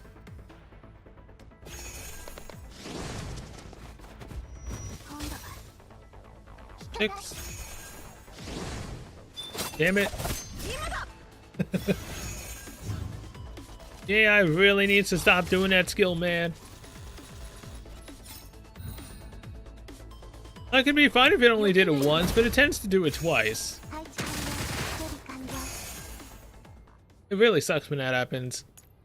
The group executes a fighting retreat, breaking through the army of bots surrounding them. But as they escape the building, gray-green snowflakes descend upon them. お姉様、雪です。放射線量も上昇中。こんな時に。みんな、私に続け。はぐれるなよ。はい。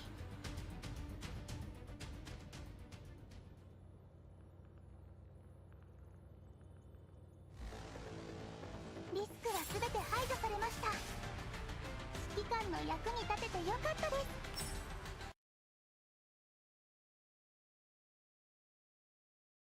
こ Everyone, retreat as quickly as possible. Enemies seem to be all around. Ovid, what now? Lotum, take the lead and advance in the 10 o'clock direction. Be sure to stay discreet. Litada, can we hold off the enemy together? Sure. Alright. Battle start. 一方さよなら。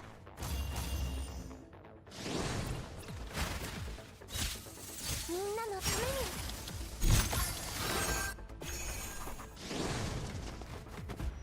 今度は引かない。今だ。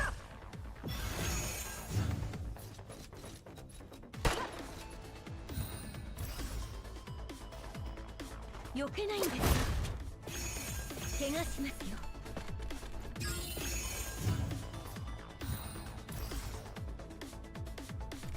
と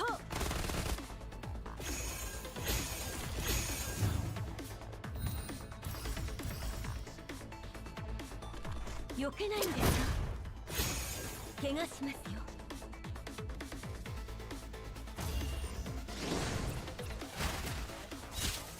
みんなのために。準備万端。 Dude, really?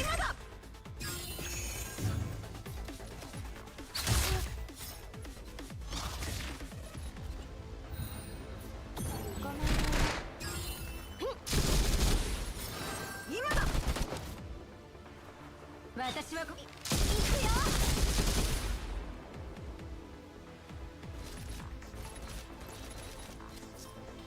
It should be safe for now. Take the opportunity now and be careful on the way.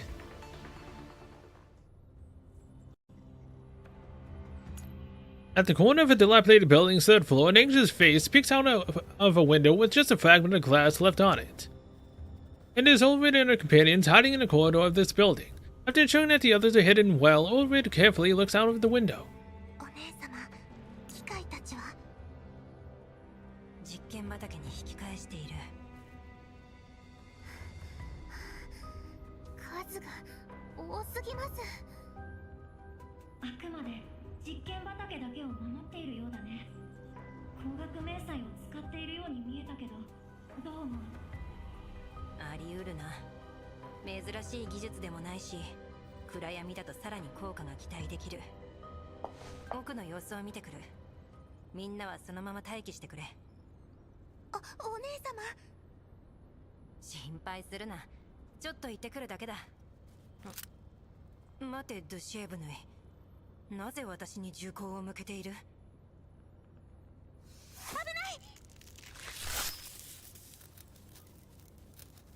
Oh boy.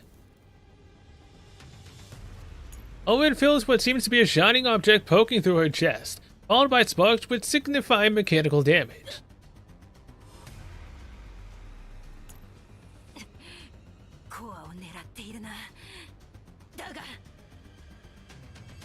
Is it all the way through the other side? A new module sends signals of her damaged chest, and Ulrid instinctively grasps the sharp, ice-cold object, preventing her opponent from cutting deeper into her chest. At this moment, Shibnaya's bullet hits something standing behind Ulrid. The blade piercing Ulrid is pulled out in an instant. やはり光学迷彩か。気をつけろ。ロッタさん、援護を。何か硬い。お姉様、下がってください。お踊りだ。ね。 Litada reaches out to cover Ulrid's chest wound. Tissue fluid and machine oil flow freely from her stab wound, staining Litada's hand. 平気だ。あれは人形か。さっきの写真に。そっかよ。今は反撃。動きが早すぎる。 Yeah, it's this thing. I do not like fighting this thing, man. A strange phantom-like doll deftly darts around, using objects in the corridor to evade a hail of fire directed towards her. She rapidly approaches Ulrid's group, situated at the other end of the corridor. 隠れろ。Overshoots the ceiling, connect overhanging light, sending it crashing down along with a piece of the weakened ceiling. The strange doll shifts around repeatedly to dodge falling debris, forcing her to pull away from the group.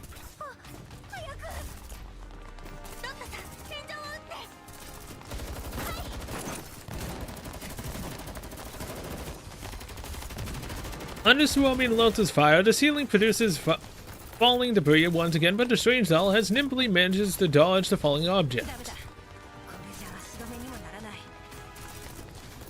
あるまい。窓から飛び降りるぞ。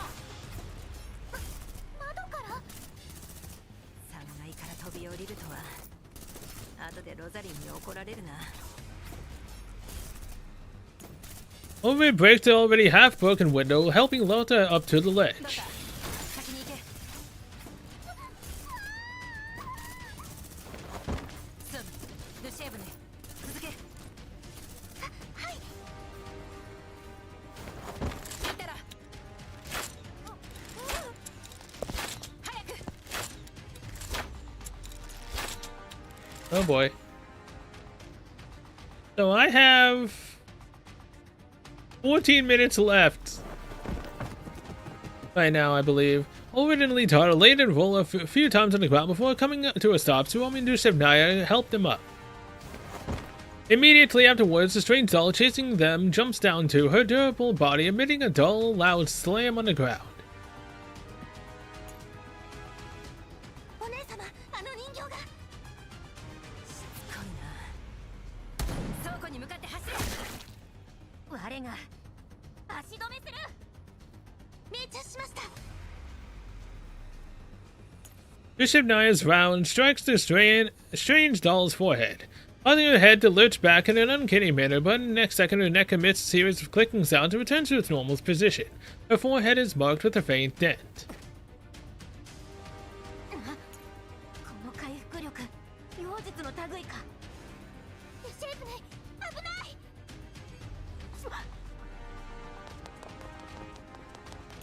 The strange doll rapidly advances right to the front of Dusevnaya with no one to stop her. Dusevnaya, who is still in a sniping stance, is unable to respond in time. Lotta comes in the nick of time by suddenly pulling Dusevnaya's left hand from behind, causing her to land on her back. Her opponent's attack grazes the tip of her nose, but at the same time, a snapping sound is heard from her left shoulder. 我の腕が。ロッタ、来るぞ。 Lotta is still looking at the mechanical arm in her hand with a stunned look on her face. A strange doll attacks, and Lotta instinctively reacts by swinging the only melee weapon-like object she had in her hands, Dusevnaya's arm. 我の腕が。 Mechanical arm lands a hit on the strange doll, then flies out of Lotta's hand. Good thing that the strange doll seems to have its movement slowed down due to the recent heavy strike from Lotta. ごめんなさい。私が拾います。リタラ、変更射撃。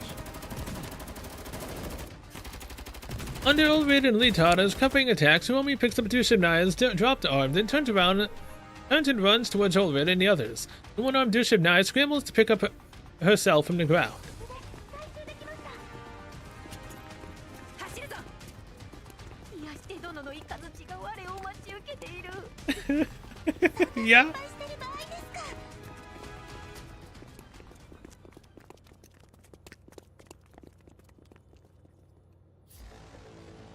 戦場は片付いた。皆の者、よくやったな。 Did we fight her this early, though? I don't remember. I remember the first time we fight her was annoying. Second time was worse.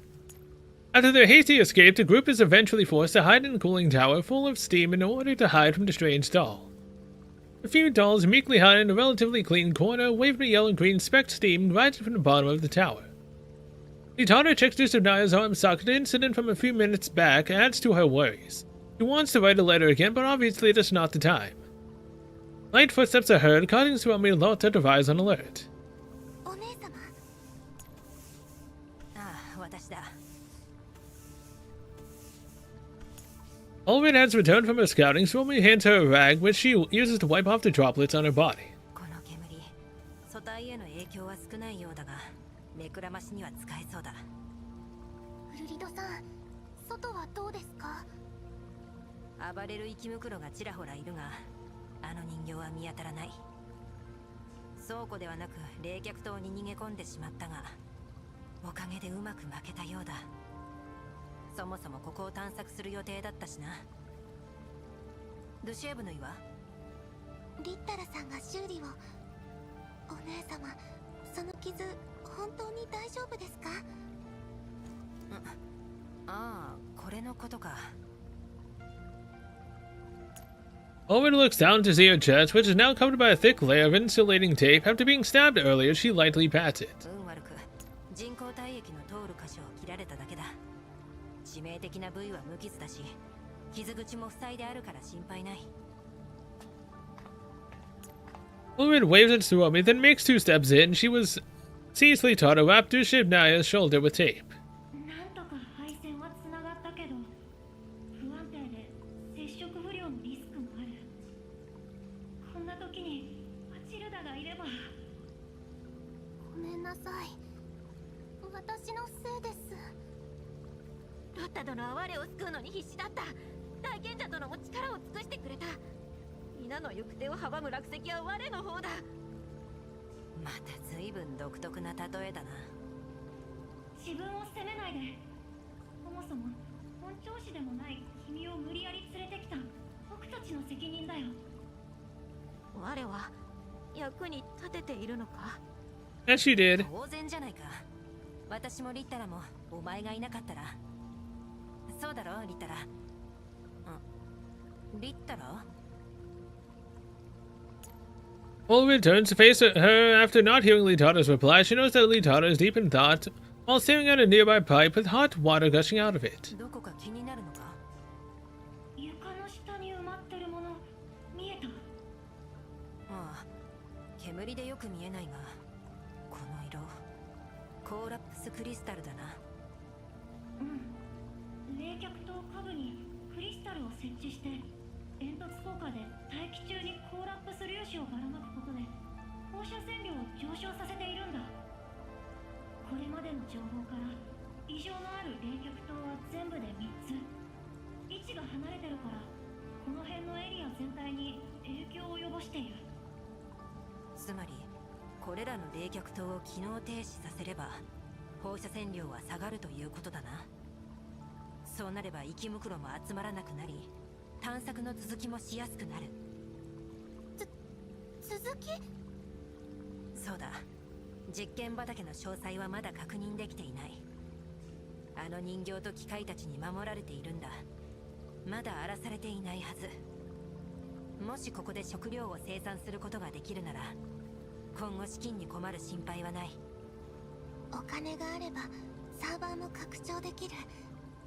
みんなもう長らくバックアップをしていない。でもそれに持ち帰った物資もまだ十分とは言えない。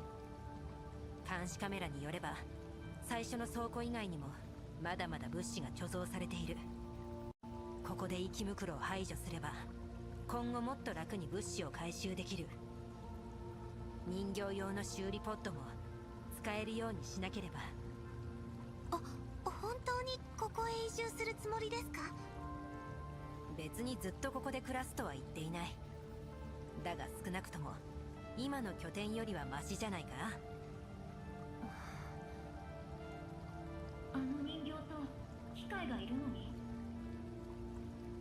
確かに大きな障害だが、解決できない問題ではないだろう。どうやって？あの人形は確かに写真に写っていた個体だった。もう一体の方だってどこかに潜んでいるかもしれない。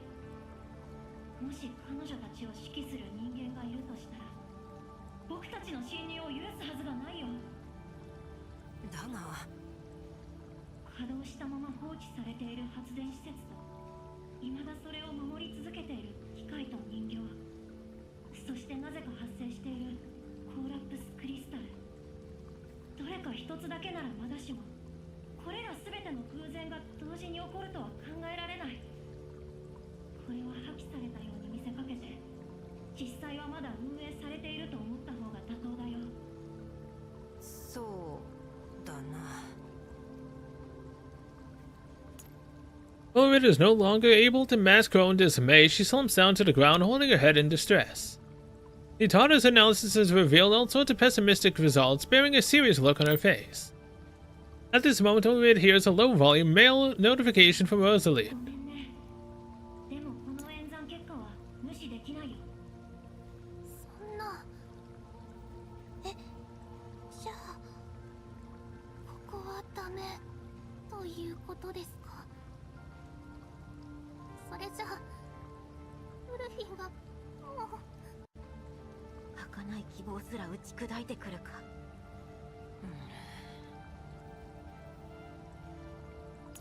Ulrich is silent. She hangs her head, her eyes staring at her communicator with a stiff look on her face. Litana, too, lowers her head and purses her lips. Noticing their expressions, Tsuomi tries to console them in a panic, but is anxious and on the verge of tears herself. 大丈夫です。あの人形の行動パターンもちゃんと記憶しましたから、今度こそ冷静に対処してみせます。皆さんのことも必ず守って。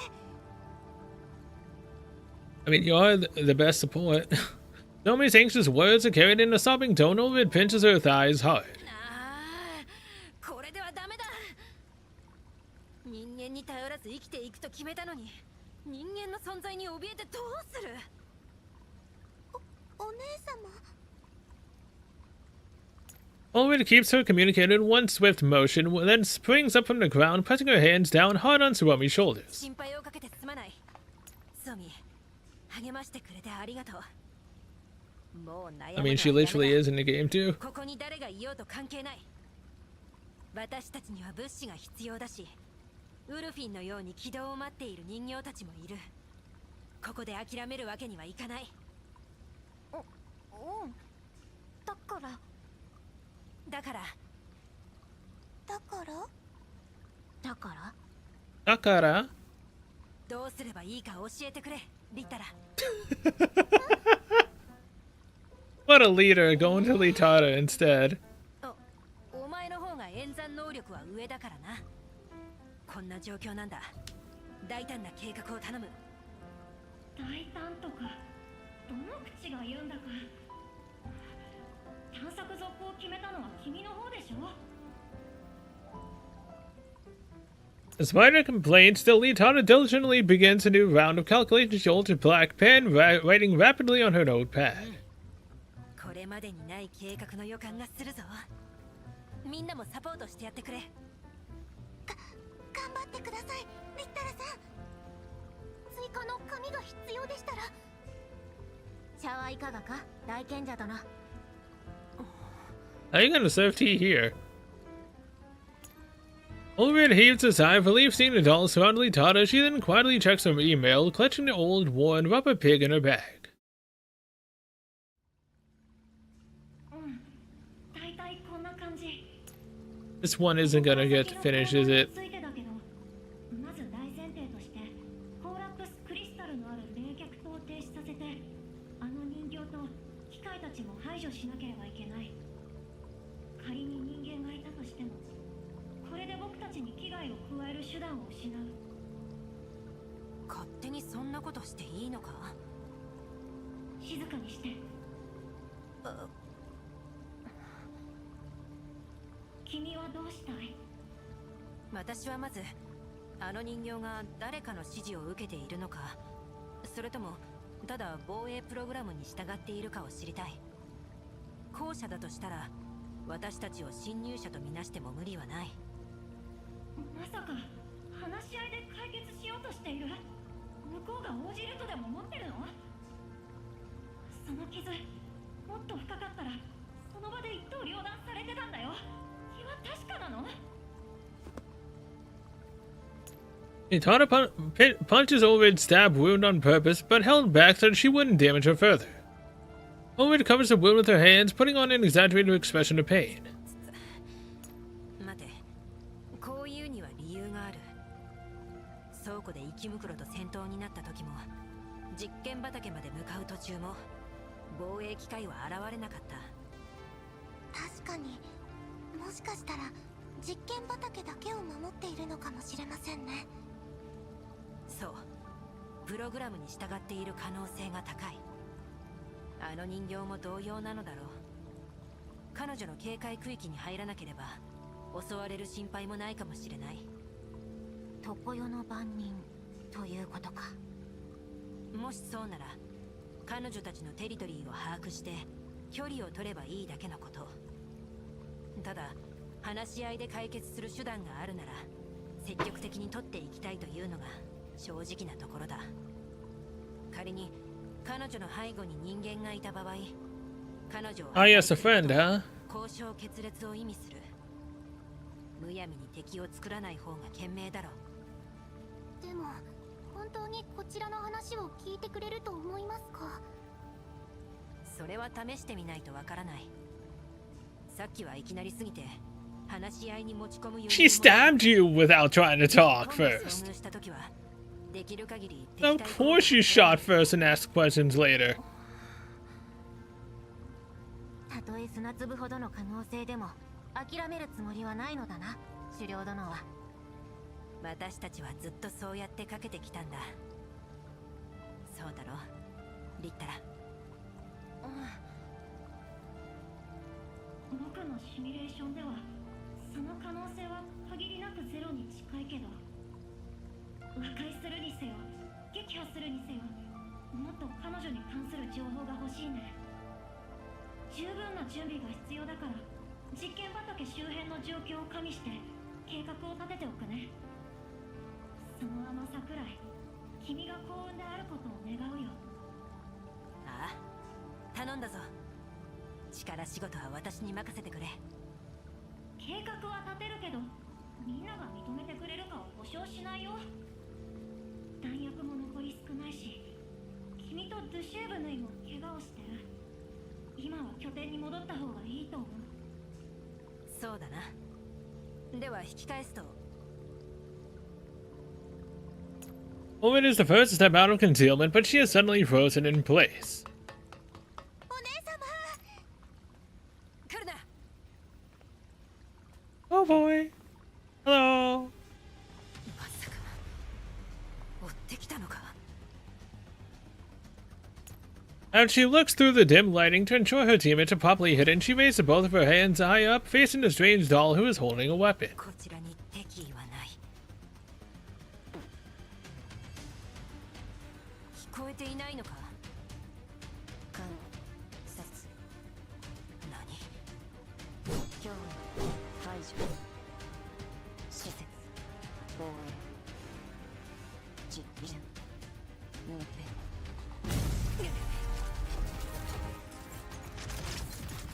The strange doll suddenly attacks, but Owen manages to duck and evade just in time, and an explosion rings out nearby. 機械が大量に。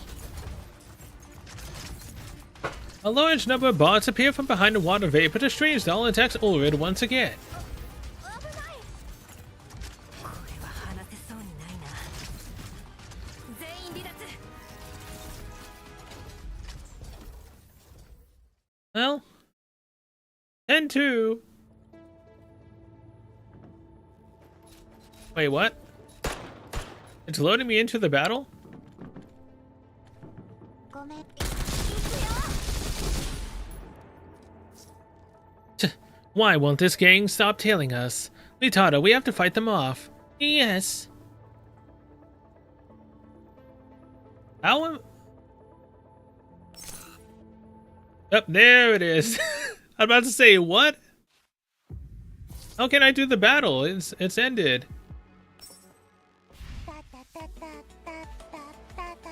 Well, that was fun while it lasted.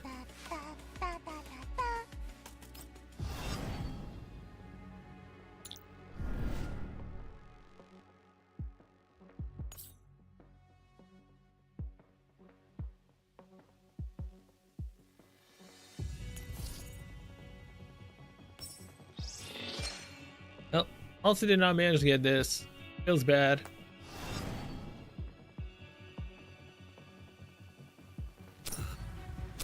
Oh, let me in! You bastards!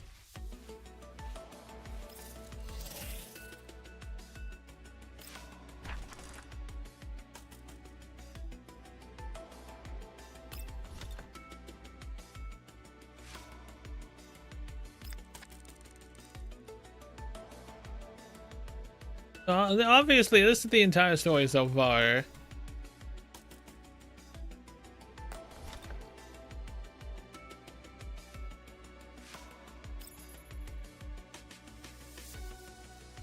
Watch of the Wanderer, temporary stand-in, final command.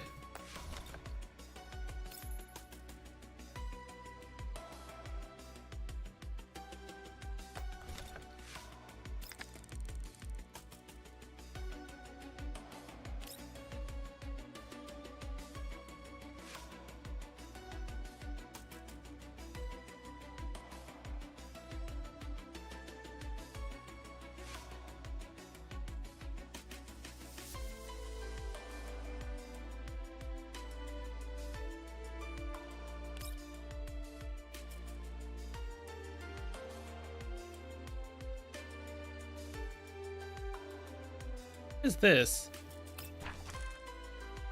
Okay, so yeah, this is just a bunch of reading.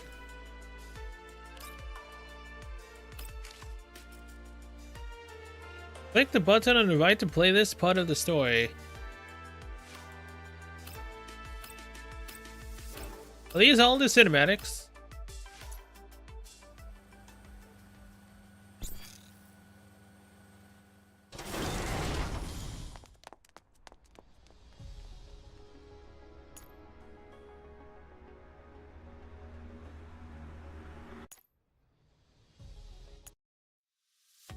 No? No clue what that is. Doesn't have any voice acting in it either.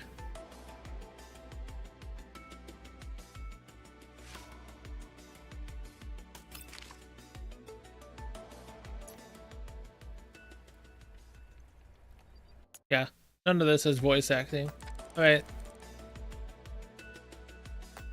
So I'm assuming from what I've heard, event stories will be around here somewhere, probably under remastered records. Sadly, obviously, it's not here right now. So either it'll show up when the event is over, or it'll be added sometime in the future. Either way, that's that for now. Dated banner is the only current banner currently on. So I'm assuming at that point Macchiato will not come out until reset. Means I won't be able to pull for her till 4 AM. Now arguably it could be later. Does it say like what time she's actually coming out?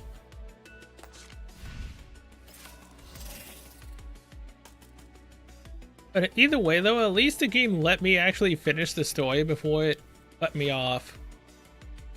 Well, finish the first part of that story. I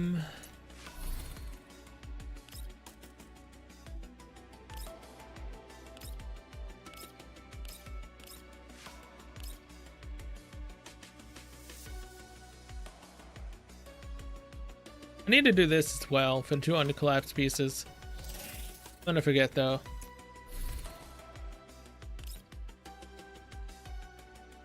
I clicked out of this to go back straight into it. What the hell?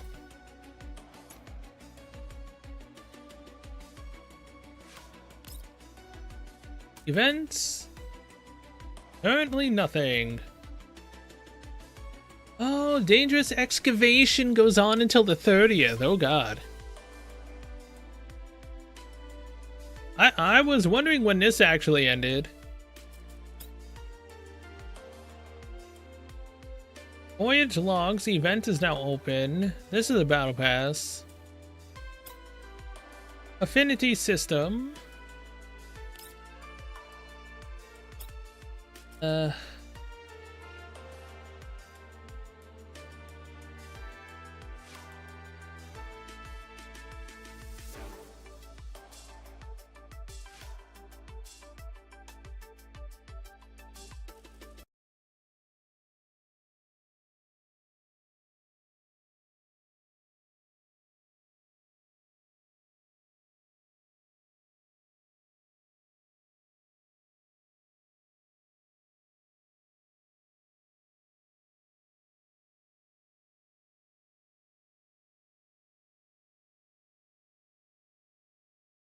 Girls Frontline Twitter.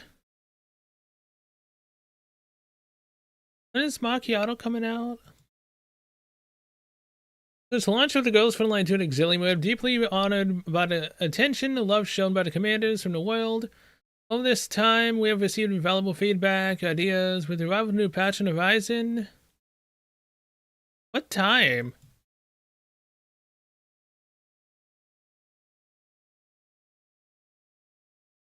I need to know, man. When's she coming out?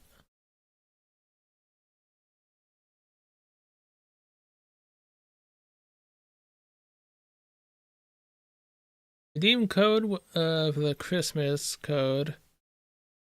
Yeah, it just says will open on December 26th. I would have to assume then at that point it would literally be reset. Right?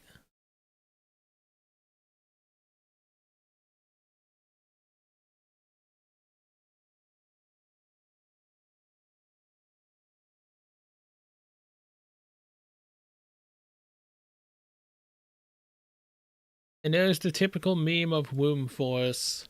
And never gets old. Okay, yeah. I have absolutely no clue when she's coming out. Well, what time? I'm assuming that it will be arguably again reset at 4 a.m. So for right now, there is nothing for me to do on Girls Frontline 2. I don't arguably want to spend my stamina either. When am I going to be capped? 7 hours. 12. Or... yeah. I'd still have an hour to spend my stamina after reset.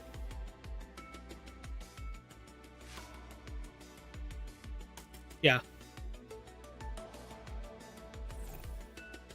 So, with that, I'm going to be ending, well, the Sojourners Glass, stream here. And I guess in terms of Sojourner, I'll pick it back up if it actually does go into the records. If it doesn't, I mean, hey, we at least got some context of what was actually happening in the event.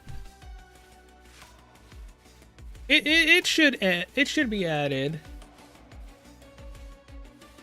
I hope. Now, when it gets added, if it does, I have no clue. Either way, we get to go and enjoy Chapter 7, I believe, when the Macchiato's out. So that'll be fun. We get some more collapse pieces as well. I absolutely cannot wait. And maybe eventually we'll finally hit 45 and I can do hard mode for Chapter 5. Get some more collapse pieces. I need them all. So yeah, in terms of my YouTube stream, till Macchiato is out, I am done. So I will be ending that side of the stream. And I probably... Let's see.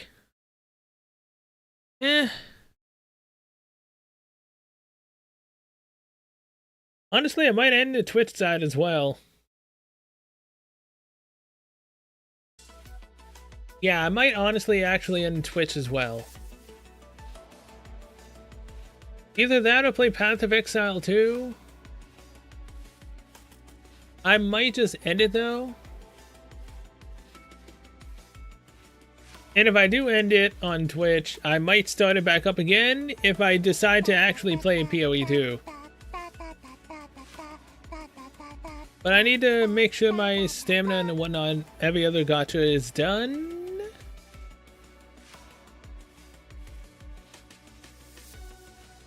Before I would get into that.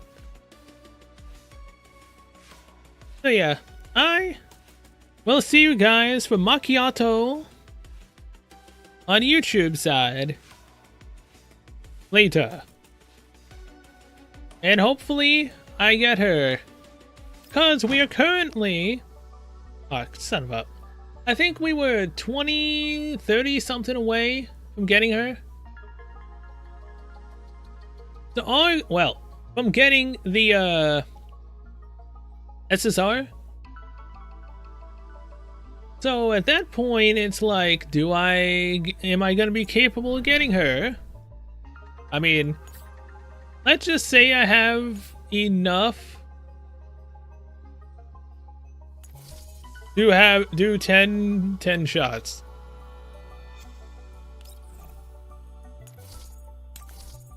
I have 7 here. So yeah, 11 10 shots. Which would then mean that I would guaranteedly be able to possibly be able to get her as long as I don't go to hard pity if I do lose the 50-50, which I hope to God I don't. Just losing the 50-50 sucks immensely, especially when you go to hard pity.